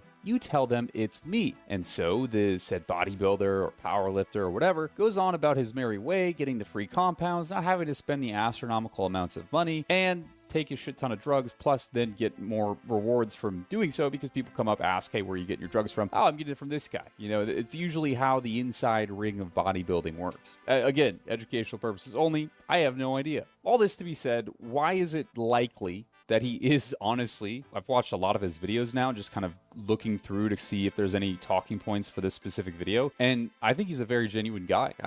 The guy is the definition of stoic in my personal opinion, but I don't think that he's just taking casual doses here. For one, just looking at his physical appearance, not necessarily his muscle mass or development of, hands, Like, I really can't get over how massive this guy's hand. Editor, can we get like several clips of him holding things? Like it just doesn't even make sense anatomically. It must be uncomfortable, and man, when you go pee, must that be degrading. But you would imagine that somebody looking like this at this young, 20, younger than me, okay, is taking a lot of stuff, okay? Just call it like it is, taking a lot of stuff. So that increases oxidative stress, and that ages somebody quite rapidly. It changes, we've talked about this many times before, collagen synthesis and the types of collagen fibers that you're biased to. It changes fat patterning. It changes a lot of things. Increases, androgenic alopecia, causes hair follicle miniaturization, causes a lot of things that basically accelerate the aging process in males and females. But uniquely, what we're talking about here too that's different from our normal subjects is very large hands, very large forearms, very large feet. It's a really dead giveaway that he's basically using an exorbitant amount of growth hormone because of a few things. We're going to get into mechanism here, so stick with me. It's well worth your time. I think it is a good educational moment for you guys, of course. That's what I'm looking out for. And while you're sticking with me, feel free to like, comment, and maybe even subscribe. It does help the channel in ways that you have no idea how profoundly, genuinely helps out so much. So generally, most people kind of consider growth hormone to be something that helps build muscle and burns fat. You hear about Joe Rogan taking growth hormone. You hear about a lot of athletes taking growth hormone. It's something that actually can help. It's a real good, tangible option for people who are looking to improve performance, and especially if they go to a clinic and have it managed via clinical oversight. Like, yeah, it's useful for sure. Like, there's no doubting that. But when you blast massive amounts of growth hormone, thinking again on that spectrum of like 50 to 100 units a day, you massively crank up IGF-1 production, mainly from the liver, but also in local tissues. GH binds to the receptor and activates a pathway called JAK-STAT. That signaling tells a cell to make more IGF-1, and then IGF-1 hits bone, connective tissues, and basically says, hey, proliferate, lay down matrix, grow, get obnoxiously big, like exotically large. In a kid with open growth plates, that signal lengthens the long bones, so they get taller. This is why kids with short stature end up getting prescribed growth hormone. But in an adult, those growth plates are closed, so you no longer have longitudinal growth. Instead, those bones grow apositionally, meaning they get thicker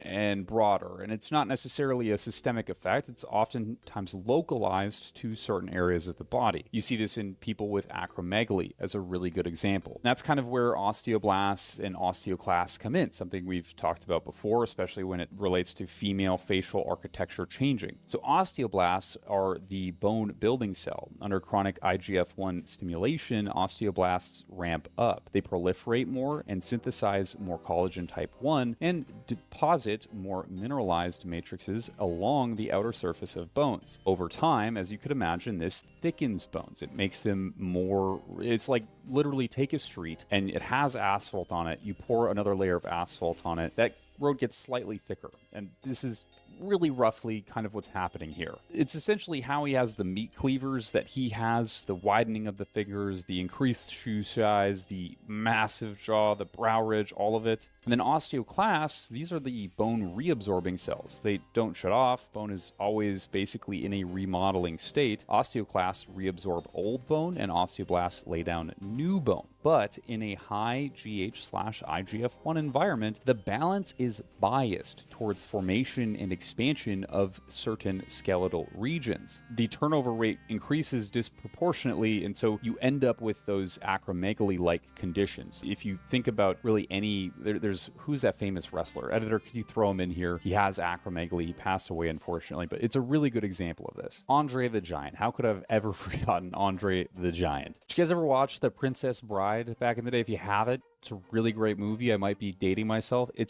predates me even, but it's still a great movie. He starred in that movie, and that's where I figured him out as a person as a child. But basically what you need to understand is this is putting things into a unnatural zone. And in a natural state, IGF-1 is very tightly regulated, and your body has negative feedback loops that keep it within a decent range and doesn't cause you to develop uncontrollably, unlike somebody with acromegaly. In Andre's case, Smayev is taking likely way more than just a casual 5 IUs of growth hormone, just a casual 10 IUs of growth hormone. hormone because of this very, very specific growth pattern that we're seeing. And these are permanent architectural changes too. Let me tell you, like, it might look good now when he's heavily muscled and working out regularly and eating a ton of food, which he eats massive amounts of food, by the way, really insane. But it's not going to look good when you're 60 years old, you've lost a bit of muscle, you're more of a normal sized human being, and suddenly your hands are way disproportionately bigger than the rest of your body. Like, it looks actually insane.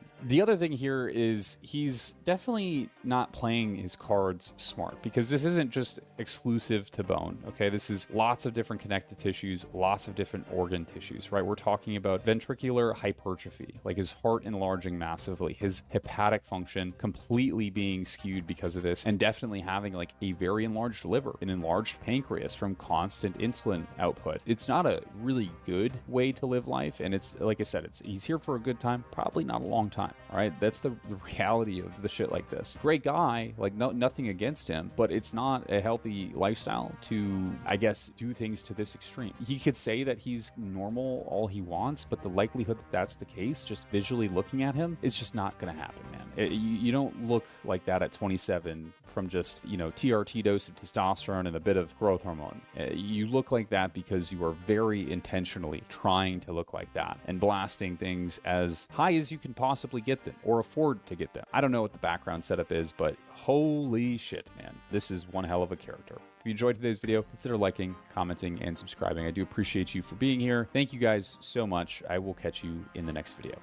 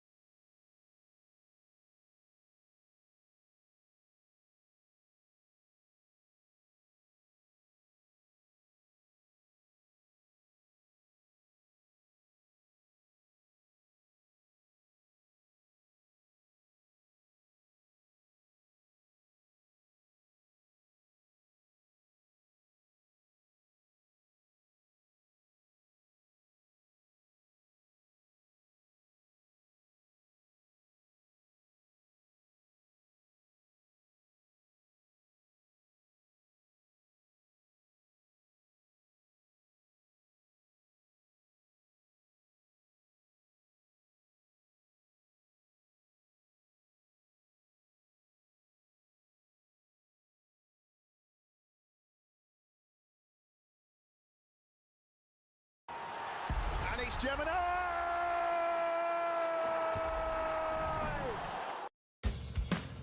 America, this tournament might be fought on the pitch, but it'll be won in the backyard. So the scene starts off with Unc getting inked up the old-fashioned way, Tabori style, all handwork, no machine. But this hurts way more. Bro's complaining the entire time, and Gramps is just trying to do his job. Gramps tells him maybe this pain is too much for a lightweight, and I guess Unc wasn't having it. He pulls out his gold pistol and presses it right under Gramps' chin. Disrespect me like that again, I'll turn you into Dulan. Damn, Brody couldn't take a joke. Someone knocks at the front door, so one of the boys goes to check it out, but there's no one there, just a letter sitting on the ground. Brody tells him to open it, so he does, and black sand spills out. Everyone's just staring, confused. No writing, no message, just sand. Gramp freezes. No. Then drops his needle. The look on his face says it all. He knows something they don't. You gonna let us know what this is? Years ago, I watched a man open an envelope like that one. A demon came out the shadows, and it slaughtered everyone. I was supposed to die that day as well, but I survived because my heart is on the opposite side of my body. What came out the shadows? Gramps just looks down and whispers, I cannot say. They notice the tattoo on his chest and it's a ninja, and they just started laughing. Like, ain't no way this grown man is scared of ninjas. And then blow, Brody's face gets sliced in half, eyes still wide open. Damn! The lights start cutting off one by one. Ding, ding, ding, ding, ding. dropping the whole room into straight darkness. Everyone grabs their strap and starts scanning the shadows, but they can't see a damn thing. One of the guys gets flung onto the roof and comes crashing down, ripped into pieces. Like, what the hell? Did he just get fruit ninja'd in seconds? Everyone starts firing at the ceilings, but you can't hit what you can't see. This guy with the shorty gets sliced from the shoulder to the hip. He turned that gun into a double barrel. This guy here gets his kneecaps taken out, and now he's eye leveled with Kai. Life really ain't fair. This demon in the shadow starts hurling ninja stars like it's bullets. Bow, bow, bow, bow. And I mean, I can't prove this, but he definitely got aimbot because every shot hits. Unc finally runs out of bullets. Those 1911s only had 8 rounds. Brody starts begging for his life. You don't gotta do this. I'll pay you. I'll double it. Triple it. But then Graham steps behind him. You cannot bargain with it. You cannot reason with it, because it is not human. It is a demon sent straight from hell. Then bow! Both his hands get sliced clean off. Oh wait, I forgot. His head too. Nigga should have stuck to driving cars. Graham just stares as the ninja rises up from the ground like it was there the whole time. Grams didn't even try to fight it. He knew it was his time. All he could do was watch and appreciate the moment. Then Mink. Oh, y'all can't lie. That was a cold way to drop the movie title. I'ma give this a 10, 10, 10. Miko Corelli, a young researcher, starts digging into the Ozuno clan, a secret organization that moves in the shadows. During her investigation, she uncovers something wild, transactions involving 100 pounds of gold tied to high-profile assassinations. But that's not even the worst part. The clan's been kidnapping kids and training them into killers. The deeper she goes, the darker it gets. And this isn't some new operation. It's been going on for centuries. And when she brings it up to her boss, the look on his face says everything. He low-key doesn't want this case seeing daylight. He's like, Mika might just be digging her own grave, biting off a little more than she can chew. We cut to Berlin and Reizo is just minding his business, doing his laundry. Bro's just a chill guy. This woman asks us for help to fold a blanket, and Reizo, being a polite chill dude, was like, alright, cool. But mid-fold, something felt off. His spidey senses kicked in. What clan are you from? She freezes. That's all he needed to know. She flips the blanket and tries to shank him, but my boy weaves back quick as hell and they get the dancing. Weave, bitch, bitch. Like, I can't even lie, this was some reckless ass swinging. They were really using them knives like them London street niggas. The laundry owner pops out hearing the commotion, but when he pulls up, there's nobody there. All he could hear is this loud banging coming out the washing machine. He looks closer and it's just red. Ain't no way. Reizo then whipped out the belt, cut her ass up, then threw her in the washing machine like, freshen up, ho. A couple of days later, Ryan Maslow, Mika's boss, comes back with new intel. He's been digging into the case and finds reports dating all the way back to the Cold War, 1914. Apparently, high-ranking political assassinations were carried out by a sophisticated underground network made up of 9 clans. The guy who uncovered all this, he didn't live long. He ended up in Valhalla. Yeah, Mika was really stepping into some serious shit. Meanwhile, Reizo heads back to his crib, and yeah, this place looked more like a war bunker than a home. Brody got weapons in every corner, no furniture, and a suitcase by the door, ready at all times. You really ain't gonna catch this guy slipping. We then get a flashback of young Reizo when he was 8, just a little jit. Back then, the Ozuno clan had a whole group of kids training to become killers. Their master drilled into them daily, feel no pain, show no mercy, weakness is death. Master Ozuno was just crafting a bunch of Voldemorts. Like, look, they were bold as well. Little Reizo was already folding all the other kids like nothing by 9. The scars all over his body proved he wasn't just training, he was surviving. Ozuno was out here raising straight demons. Nigga was really on some Donzo Shimura type timing. Unc had regeneration. Bro was OP as hell. By the time Reizo hit his teenage years, he was belting the others while he was blindfolded. Weave. You thought, let me go under. Nah, nigga really moving like Daredevil himself. Under, block, spin block, sit your ass down. And yeah, that pisses him off so bad, he starts charging forward with no tactics, no strategy, just out of anger and embarrassment. And Reizo just clanks his leg with the chain and yanks him in the air, got him spinning around like a damn Beyblade. Oh yeah, it was certified. Reizo was a cold ass nigga. I mean ninja. But the real reason he left was they killed his little crush. Her ass was trying to escape the clan, but yeah, they caught her ass mid-escape. You can't join the Ozuno and leave? Well, I mean, they didn't really have a choice in joining, but you can't leave. Once you join, you're locked in for life. It's a one-way street, just like your favorite rappers can't leave their labels.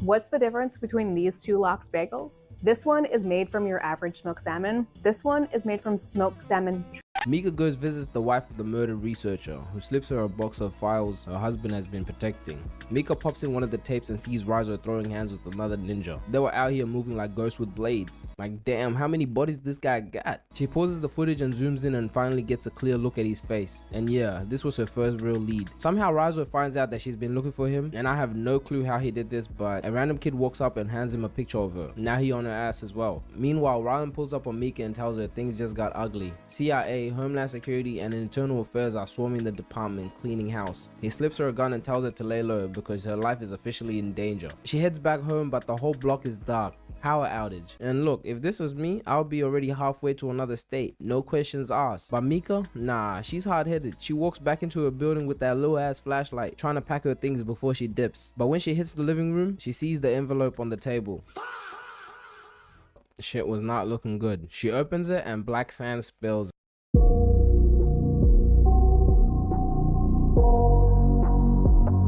I would have told her to pray, but unfortunately that don't work. A ninja comes out the shadows trying to take Mika's head clean off, but Raizo blocks it mid-swing with his meteor chain. Like, where did bro even come from? They start getting active instantly. Mink, mink, mink. Like, is it just me or these guys are teleporting mid-fight? The other ninja's just trying to take out Mika, but Raizo's on his ass like white on rice. You can barely see what's happening, but you know they're moving fast. Mika tries grabbing the gun on the ground, but the ninja slices right past her hand.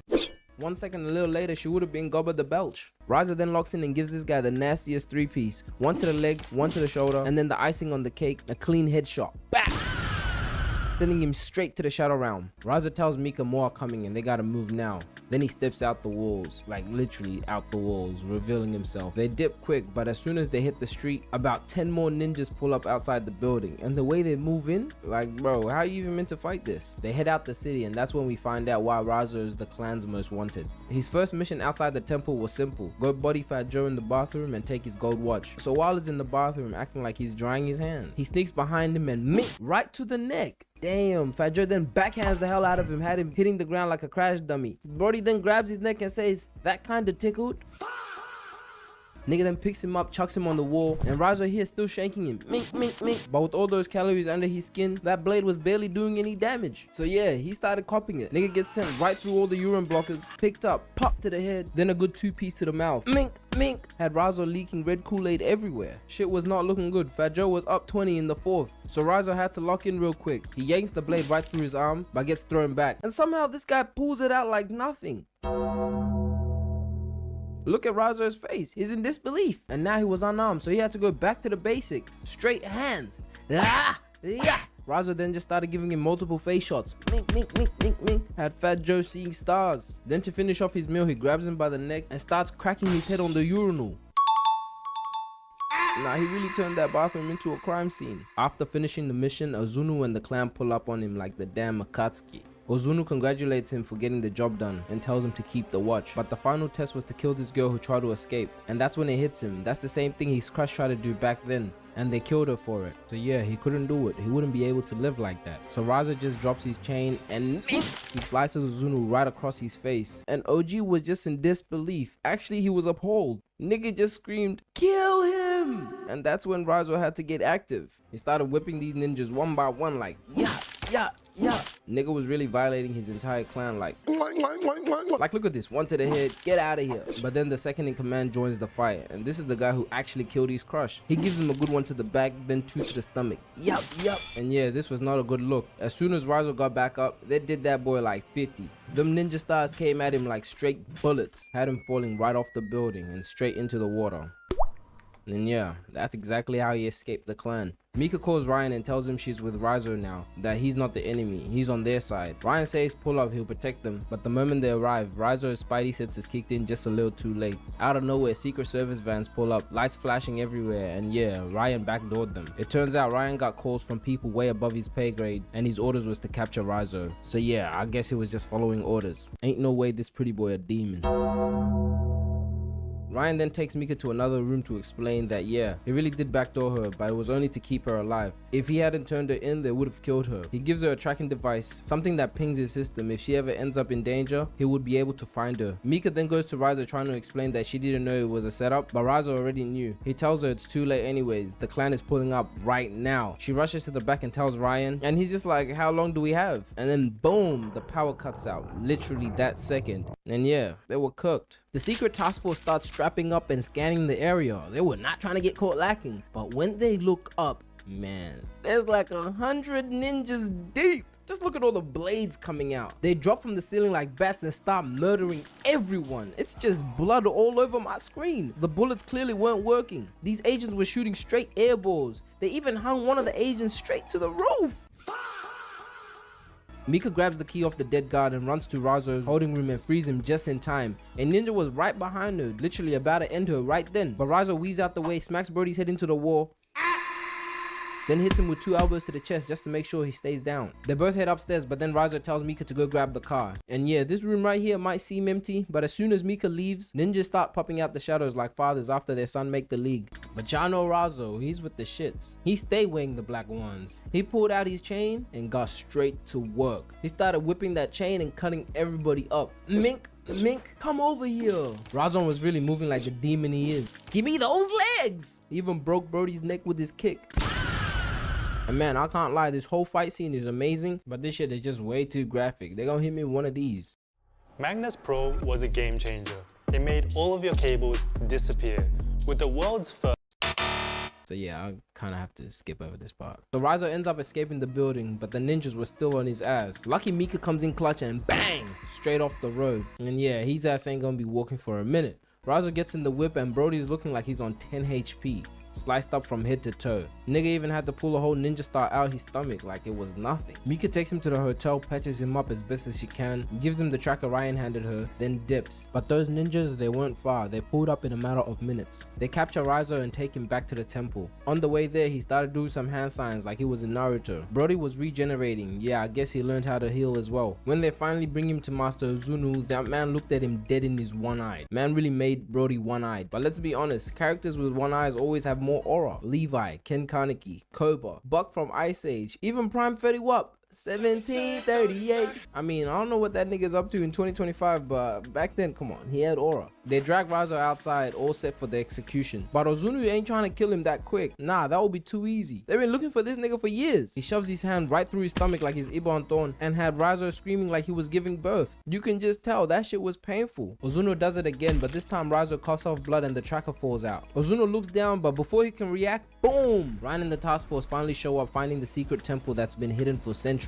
And look at where this thing is located, like no wonder why no one could find it. They start lighting the place up, dropping ninjas left and right. And man, these ninjas are so OP until you shine a little light on them. Then they like lose half their attributes. Mika cuts Razo free, and just like that, the real demon was out. The task force fires an RPG straight through the building, flames bursting everywhere, and I can't lie, they were actually putting in that work, doing hella damage, but that didn't last long. The second in command shows up and Swiss cheeses them like nothing. Then he opens the door to the next room, and look who's standing there. Razo with 2 swords standing in the middle of a burning room, aura farming to the max. Walls collapsing, but it didn't matter. You had to get the fit. The funny part is he got out auraed. This nigga walks in the room and like 4 ninjas merge from behind.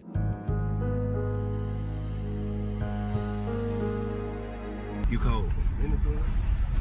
He cold. Yeah, he really took Razo's spotlight on that. But that did not matter because it was time to get busy. Razo charges forward and hits a front backflip, then starts working these fools. Just because he was good with the chain, don't mean he can't use the blades. One of the ninjas tried to flip over him only to get his legs cut off. Damn, what a shame. Now that boy gonna be like Hiccup without the dragon. Razo rolls out the way, gets up, pins the sword down, minks the chain, then a Kamehameha right through his body. They killed his girlfriend like 10 years ago and he ain't let that shit go. He gives this one a nice slit to the stomach, canceling Christmas on his ass. So yeah, he gets back to dancing and they can't land shit on him. Razo really moving like he got ultra instinct. But then he gets tired of dancing and he's like, you know what? Take this! Right to the dome, but now he ain't got no weapons. He had to get back to the basics. Nigga hits a weave under, then grabs the chain. Like, yo, who is he? He goes under the chain, pulls him in, and then blow right to the shoulder, putting him straight to bed. And now there was only one left, the one he hated most. We get a glimpse back of what's happening outside, and they have turned this temple into goddamn King's Landing because everything is burning. We pan over to Razo and second in command, and yeah, these niggas are going right at it. I mean, he killed his bitch, so he's fighting for something bigger than the game. He throws his ass through another room, then tries to stiff him, but that boy was too quick on the ground, so Razo had to turn the heat up real quick. He clanks his sword, then pulls him and bow right to the throat. Had him hitting the deck like he just got buddied. They shoot another RPG through the building, and now the room is literally falling apart, but it kind of makes these ninjas look a bit colder, so it ain't that bad. Brody takes off his mask and was like, you still think about her? You remember the sound she made when I stuck her? And yo, this rage bait actually worked. Had Razo screaming like, they start going back at it, and Razo hits him with a cheeky slide tackle. Surely that's a yellow, but we move. He tries getting up, and mink, nigga loses all his fingers. Damn. He tries picking up the sword with his other hand, but that shit gets clanked with the meter. Then Razo wraps it around his neck, pulls it back, and had that shit going right through his throat. I guess he finally got his GBG after all these years, but the job wasn't done yet. Master Ozunu was still breathing, so Razo starts walking through the temple, moving slow, trying to find this man. He can hear him whispering through the shadows, but can't see him. And it's crazy because when Razo was just a little jit, Ozunu used to make him walk through the same hallways, the Hall of Silence, without making a sound. Back then he could never do it, and even now he can't.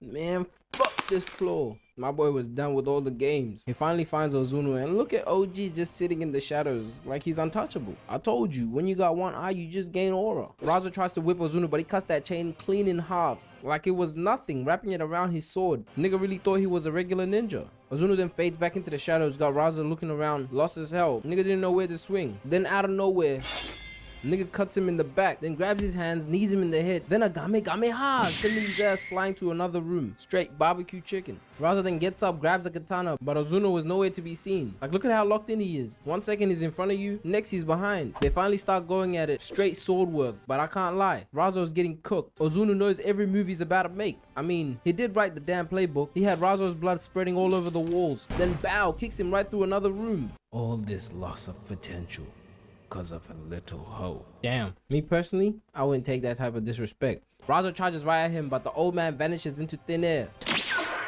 Nigga had Razo confused again, looking in every direction. OG tries flanking him, but his spidey senses kick in and they get back at it. Mink, mink. Like, look at them trying to take each other's heads off. But he had to hit him with his own move, sticking his hand right through his stomach. Had OG coughing out blood. Razo then steps back, then hits a double somersault kick. Bow, dropping him right to the ground. But Ozunu ain't no human. Bro pops up like it was nothing. He ain't like the others. Ozunu then uses his instant transmission again, then starts zipping past, finally giving Razo a good one to the back. Had his ass dropping to his knees. And just when Ozunu was about to finish the job, nigga gets shot twice. Bang, bang. And you know, you would have thought this would have hurt him, or at least affected him. But this nigga just ends up behind her and right to the heart. You've been blinded by the Huz your whole life. Ozunu raises his blade, ready to end it once and for all. But then Razo disappears. I guess he finally unlocked the instant transmission badge. And look at his face. This was the first time I seen fear in his eyes the whole movie. Razo starts zipping past him. Mink, mink, mink. Slicing him up from every angle. Bro turned into Barry Allen for a sec. Then for the icing on the cake, he runs from behind and sticks the blade right through Ozuno's shoulder, pinning him straight down. And just like that, the Ozuno clan came to an end. And as for Mika, turns out she was born with the heart on the opposite side of her body. So yeah, she lived. Hey Meta, take a video.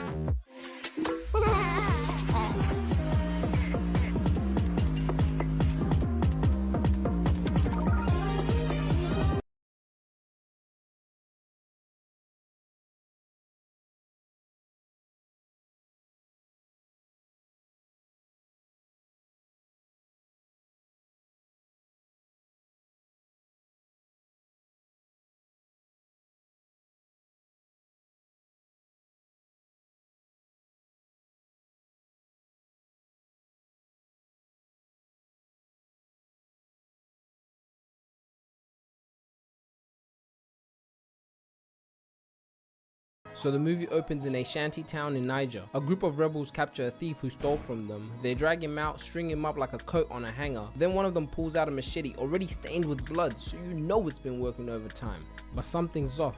The guy can't speak. What did you do to his voice? Nothing of it. That's exactly how he was delivered. Delivered? Bring your ass here. You didn't find him? The concern on his face, but hey, it was too late. Your time has come. Boom!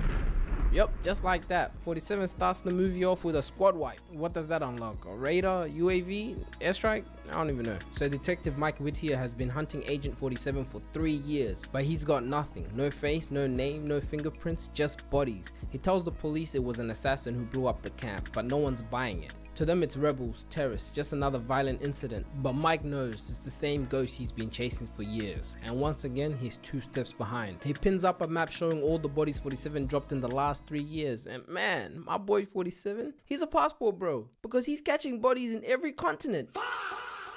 Fast forward 3 months and 47's in Russia. He sets his room with ball bearings at the front, a bomb at the door, just in case someone tries to catch him slipping. Cause as soon as someone tries to walk in, he gonna be like, Call an ambulance! But not for me! So 47 gets a call from his contractor. Africa job complete. Well done. Next target, Russian President Mikhail Balikov. And this one has to be in public. But I'm a low-key ass nigga. Do you accept the task? I bet. So 47 accepts his new assignment and gets all the intel on Balikov. He does his research, checks his angles, and then it's go time. A week later in Moscow, Balikov is heading to a public event. When he arrives, he stops to talk to the reporter and then BANG! A 2,000-meter headshot straight to the dome. He quickly packs up his sniper, blows it all up and deletes all the evidence. But as he makes it to the airport, the contractor calls him again and tells him there was a witness. A girl saw him. Now he has to go back and clean up his mess. They send a photo of the girl, so he gets in his whip and pulls up on her. He catches her waiting for a cab. He's lining up the shot, then he notices a tattoo on her face, and that's when he hesitates, because he instantly knows she's innocent. She's not a witness, she's not a part of the setup. Just as he lowers the gun, another hitman tries to snipe him, but misses. Now it's clear, he's the target. 47 doesn't waste a second. He takes off, jumps in his ride and dips. This was all weird, nothing was adding up. Someone must have leaked his location. Detective Mike lands in Russia trying to figure out why Balikov got shot. Right after he arrives, he gets a tip that they found the shooter and he was posted up at some hotel. Mike and Interpol waste no time. They get in his whip and head straight there. So back at the hotel, 47 calls the contractor and says the girl was not a witness at all. The contractor then shows him a video of Balikov and he somehow survived. Apparently he just got grazed by the bullet. Get the fuck out of here! 47 is thinking something is fishy because he literally blew his brains out and nobody survives that. Not Hulk, Deadpool, Curtis Jackson, Wolverine, nobody. Mike and the secret task force roll up to the hotel led by Yuri Michailov, aka T-Bag. Normally he's against the police, not holding a badge. The task force heads straight upstairs about to flank 47, but he gets a call from Diana. The client was Balikov. Your location has been compromised. They step on the ball bearings, the bomb activates, and as soon as they break through that door, skadoosh, they get turned into charcoal chicken. 47 just jumps out that bitch, swings his body to the side and breaks into another room. And when he gets up, them kids were playing Hitman Blood Money. If you know, you know. So he quickly hits the hole, grabs his 2 hardballer pistols from the ice machine, and now it's go time. So he heads towards the exit but hears movement. Then he dashes back, 2 guards turn the corner and bop, bop, bop, bop. 2 bullets each straight to the afterlife. More guards start closing in, so he opens the elevator, he hits the alarm, zips all the way down and lands on top. Then he just opens the roof and sees a bunch of free kills. Come on, man. That's too easy. So he jumps down, presses level 1 to throw the detectives off, but Mike knows what he was doing. So he heads straight upstairs and catches him mid-escape. But lucky this maid comes in the way, which is kind of weird because she's still working and there's been gunshots, explosions, and the alarm is literally ringing. But somehow she's still doing laundry. Like, oh my god, who wrote this movie? So yeah, 47 just runs away, breaks into this room and jumps out the window. So yeah, he's a pretty hard guy to kill, but he knows now the agency has a contract on his head, so he can't trust nobody. But first things first, he gotta get a new fit. You already know the drill. He ain't Agent 47 unless he looks clean. They put 100,000 people on one ark and gave me a bed on deck 943. No elevator, only ladders. People fell every night. I climbed down for breakfast. 3 hours down, 2 hours. So meanwhile, Detective Yuri tells Michael to back off the investigation. And this doesn't make sense. Mike's been hunting this assassin for years, and now the FSB wants him out? Nah, Mike sees that something is off. The pictures are edited, there's way too much blood for bullet grazing, and the most important thing of all, 47 never misses. He's not Shaq at the free throw line. He's hitting straight greens in every position. Anyways, he rolls up to this hotel with a bunch of roses, and as soon as Nika opens the door, he pulls out that tool right to her head. He grabs her, tosses her in the boot, and there's like a whole dead body already in there. Like, come on, man, this is crazy. Anyways, he takes her to this motel, had her strapped up and made her start speaking. Well, actually, Nika didn't want to until he pulled out that pistol, and then she started yapping. She tells him that Belikov has multiple doubles and the one that he killed was most likely one. Also, the CIA and the FSB both want Belikov's younger brother Udre dead, but Belikov has been protecting him the entire time, and that's why things are messy. So now 47 knows this isn't just a contract, it's politics. He heads straight to the train station to find the other hitman. Place is crowded, loud, perfect place for cover. After spotting the hitman, he lures him into following him towards down the lower levels, away from the crowd. But it's not just them. The FSB pull up, so does Michael and his partner. I guess everybody's hunting everybody. 47 drops down onto the tracks, dashes underneath the station. The other hitman follows but loses sight of him. As soon as Brody walked in the storage, 47 pulled up behind, snatches his Glock, blocks his hook, then shoots him in the gut, spins him around like a damn ballerina, and really had that boy on the ground eating straight concrete. He shoots him in the arm, blow! Then asks the hitman why is there a contract on him. His ass didn't want to speak, so 47 shot his ass again, blow! Then started chasing after someone that was spying on him. He makes it onto a train, then a black agent pops out from under the seat. Like what? Then another 2 agents come in from both doors. The agency really said send everybody, this guy has to die. And I'm not even gonna lie, like this part's kind of confusing because they all have their guns pointed at each other but no one's shooting. I guess they just prefer the Mexican standoff.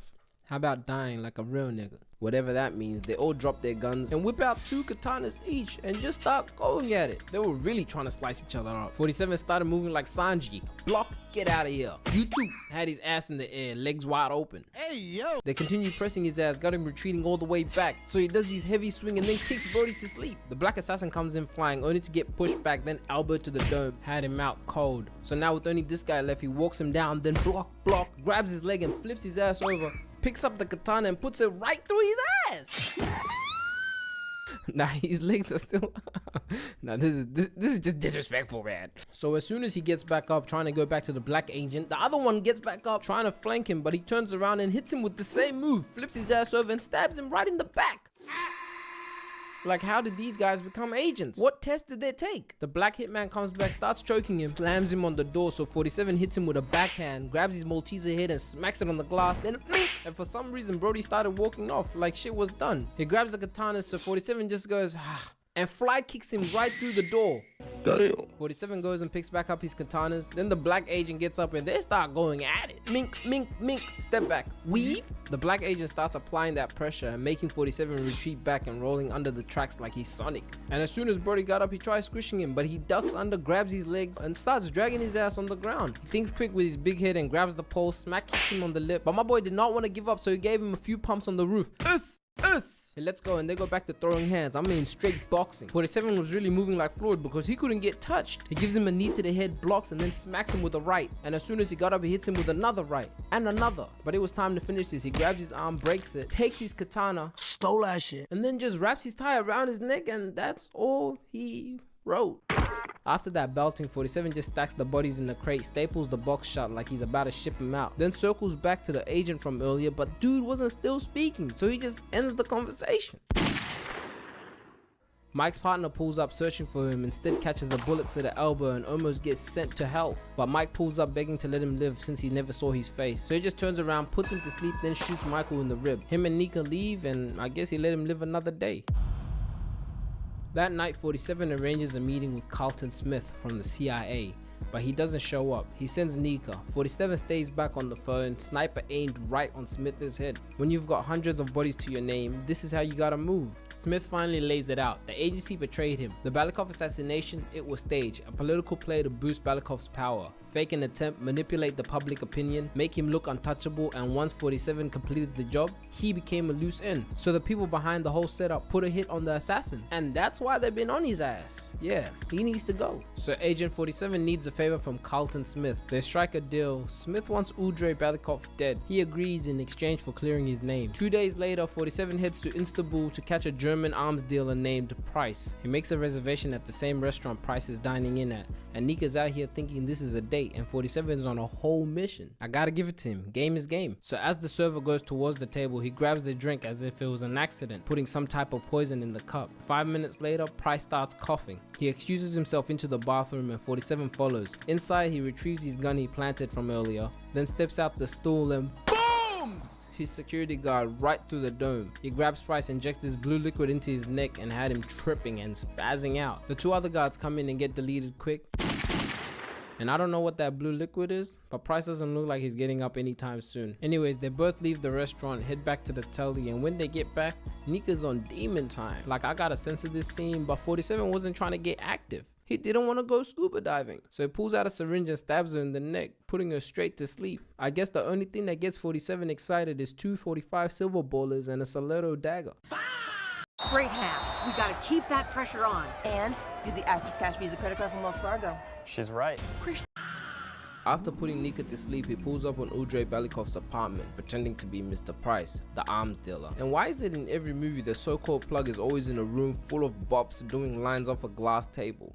Like, damn, every time? 47 sits down ready to do business, but one of Udre's guys leans in and tells him that isn't Price. Udre clocks it but keeps playing along like it's a normal gun deal. He pulls out a small pistol, grabs one of the girls and starts demonstrating on how to use it and how lethal it is. But while he's explaining it, he gets exposed. Hey wait, this ain't real. These some Temu ass guns. Clearly made somewhere in China. Udre just smiles for a sec, then tries shooting him, but misses. Like, what type of arms dealer can't even aim a gun? 47 just yanks the gun at him, throws the briefcase on the table, stunning everyone, then just loads both his machine guns and starts making it rain. He really drops everyone under 15 seconds. The guards from behind try running in, but get sent flying. Like, come on, gang. 47 then hides behind these pillars because Udre pulls out these 2 massive ass machine guns, and I don't even know what those are, but bro was not letting go of the trigger. He starts tearing the entire place apart.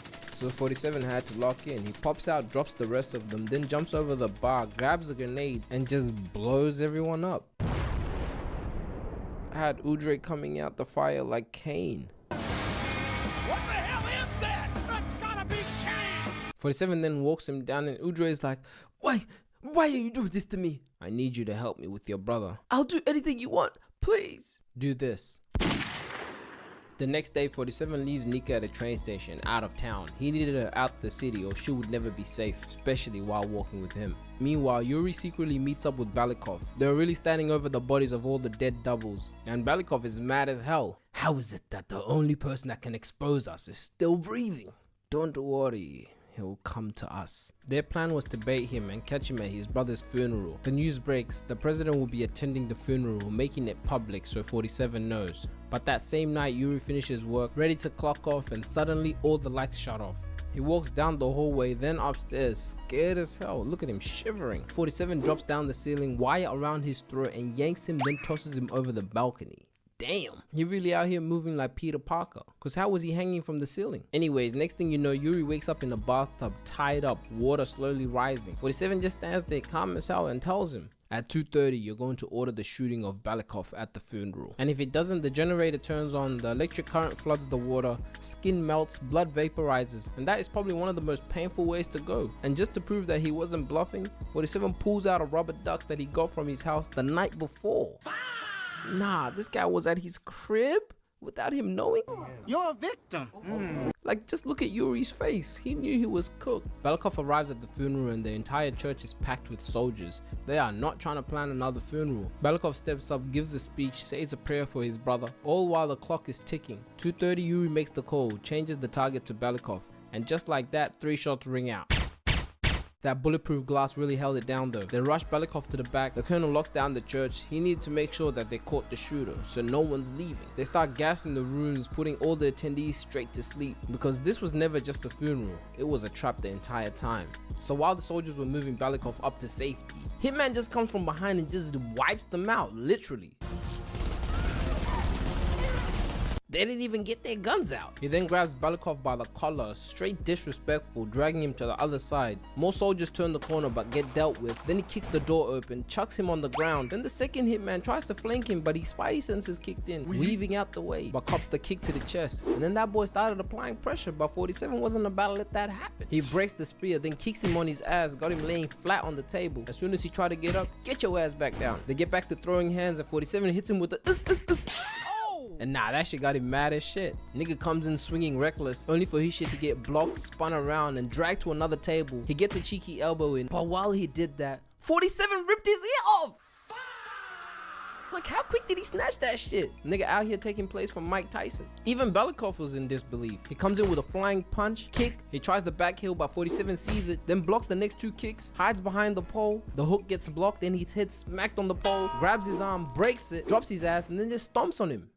Mike figures out where they are and takes his screw straight to the tower. Belikov tells 47 that he won't hunt him anymore and that he can have his life back. Like, bruh, y'all been trying to kill this guy for the last month. Y'all just couldn't do it. And 47 was just straight up disgusted by that answer. So he just booms him. He shot the president. A chopper pulls up to the church window, ripping through the entire room, bullets tearing everything apart. And somehow Belikov's body was the only thing getting hit. 47 was just chilling under the table, untouched. Mike and Interpol finally storm in, and just like that, they finally catch 47. On the way to the station, a convoy of black cars suddenly blocked the road. Doors swing open, guns aimed at Interpol. Carlton Smith steps out, claims there's suspicion of terrorist activity, then starts talking legal nonsense. Then he just pauses and is like, oh, my bad, wrong person. As soon as they turn around, 47 is gone. You prick. And yeah, I guess that was his side of the deal. Anyways, if you were confused that whole movie, so was I. Like, I do not know why I did this movie, but anyways, see you next.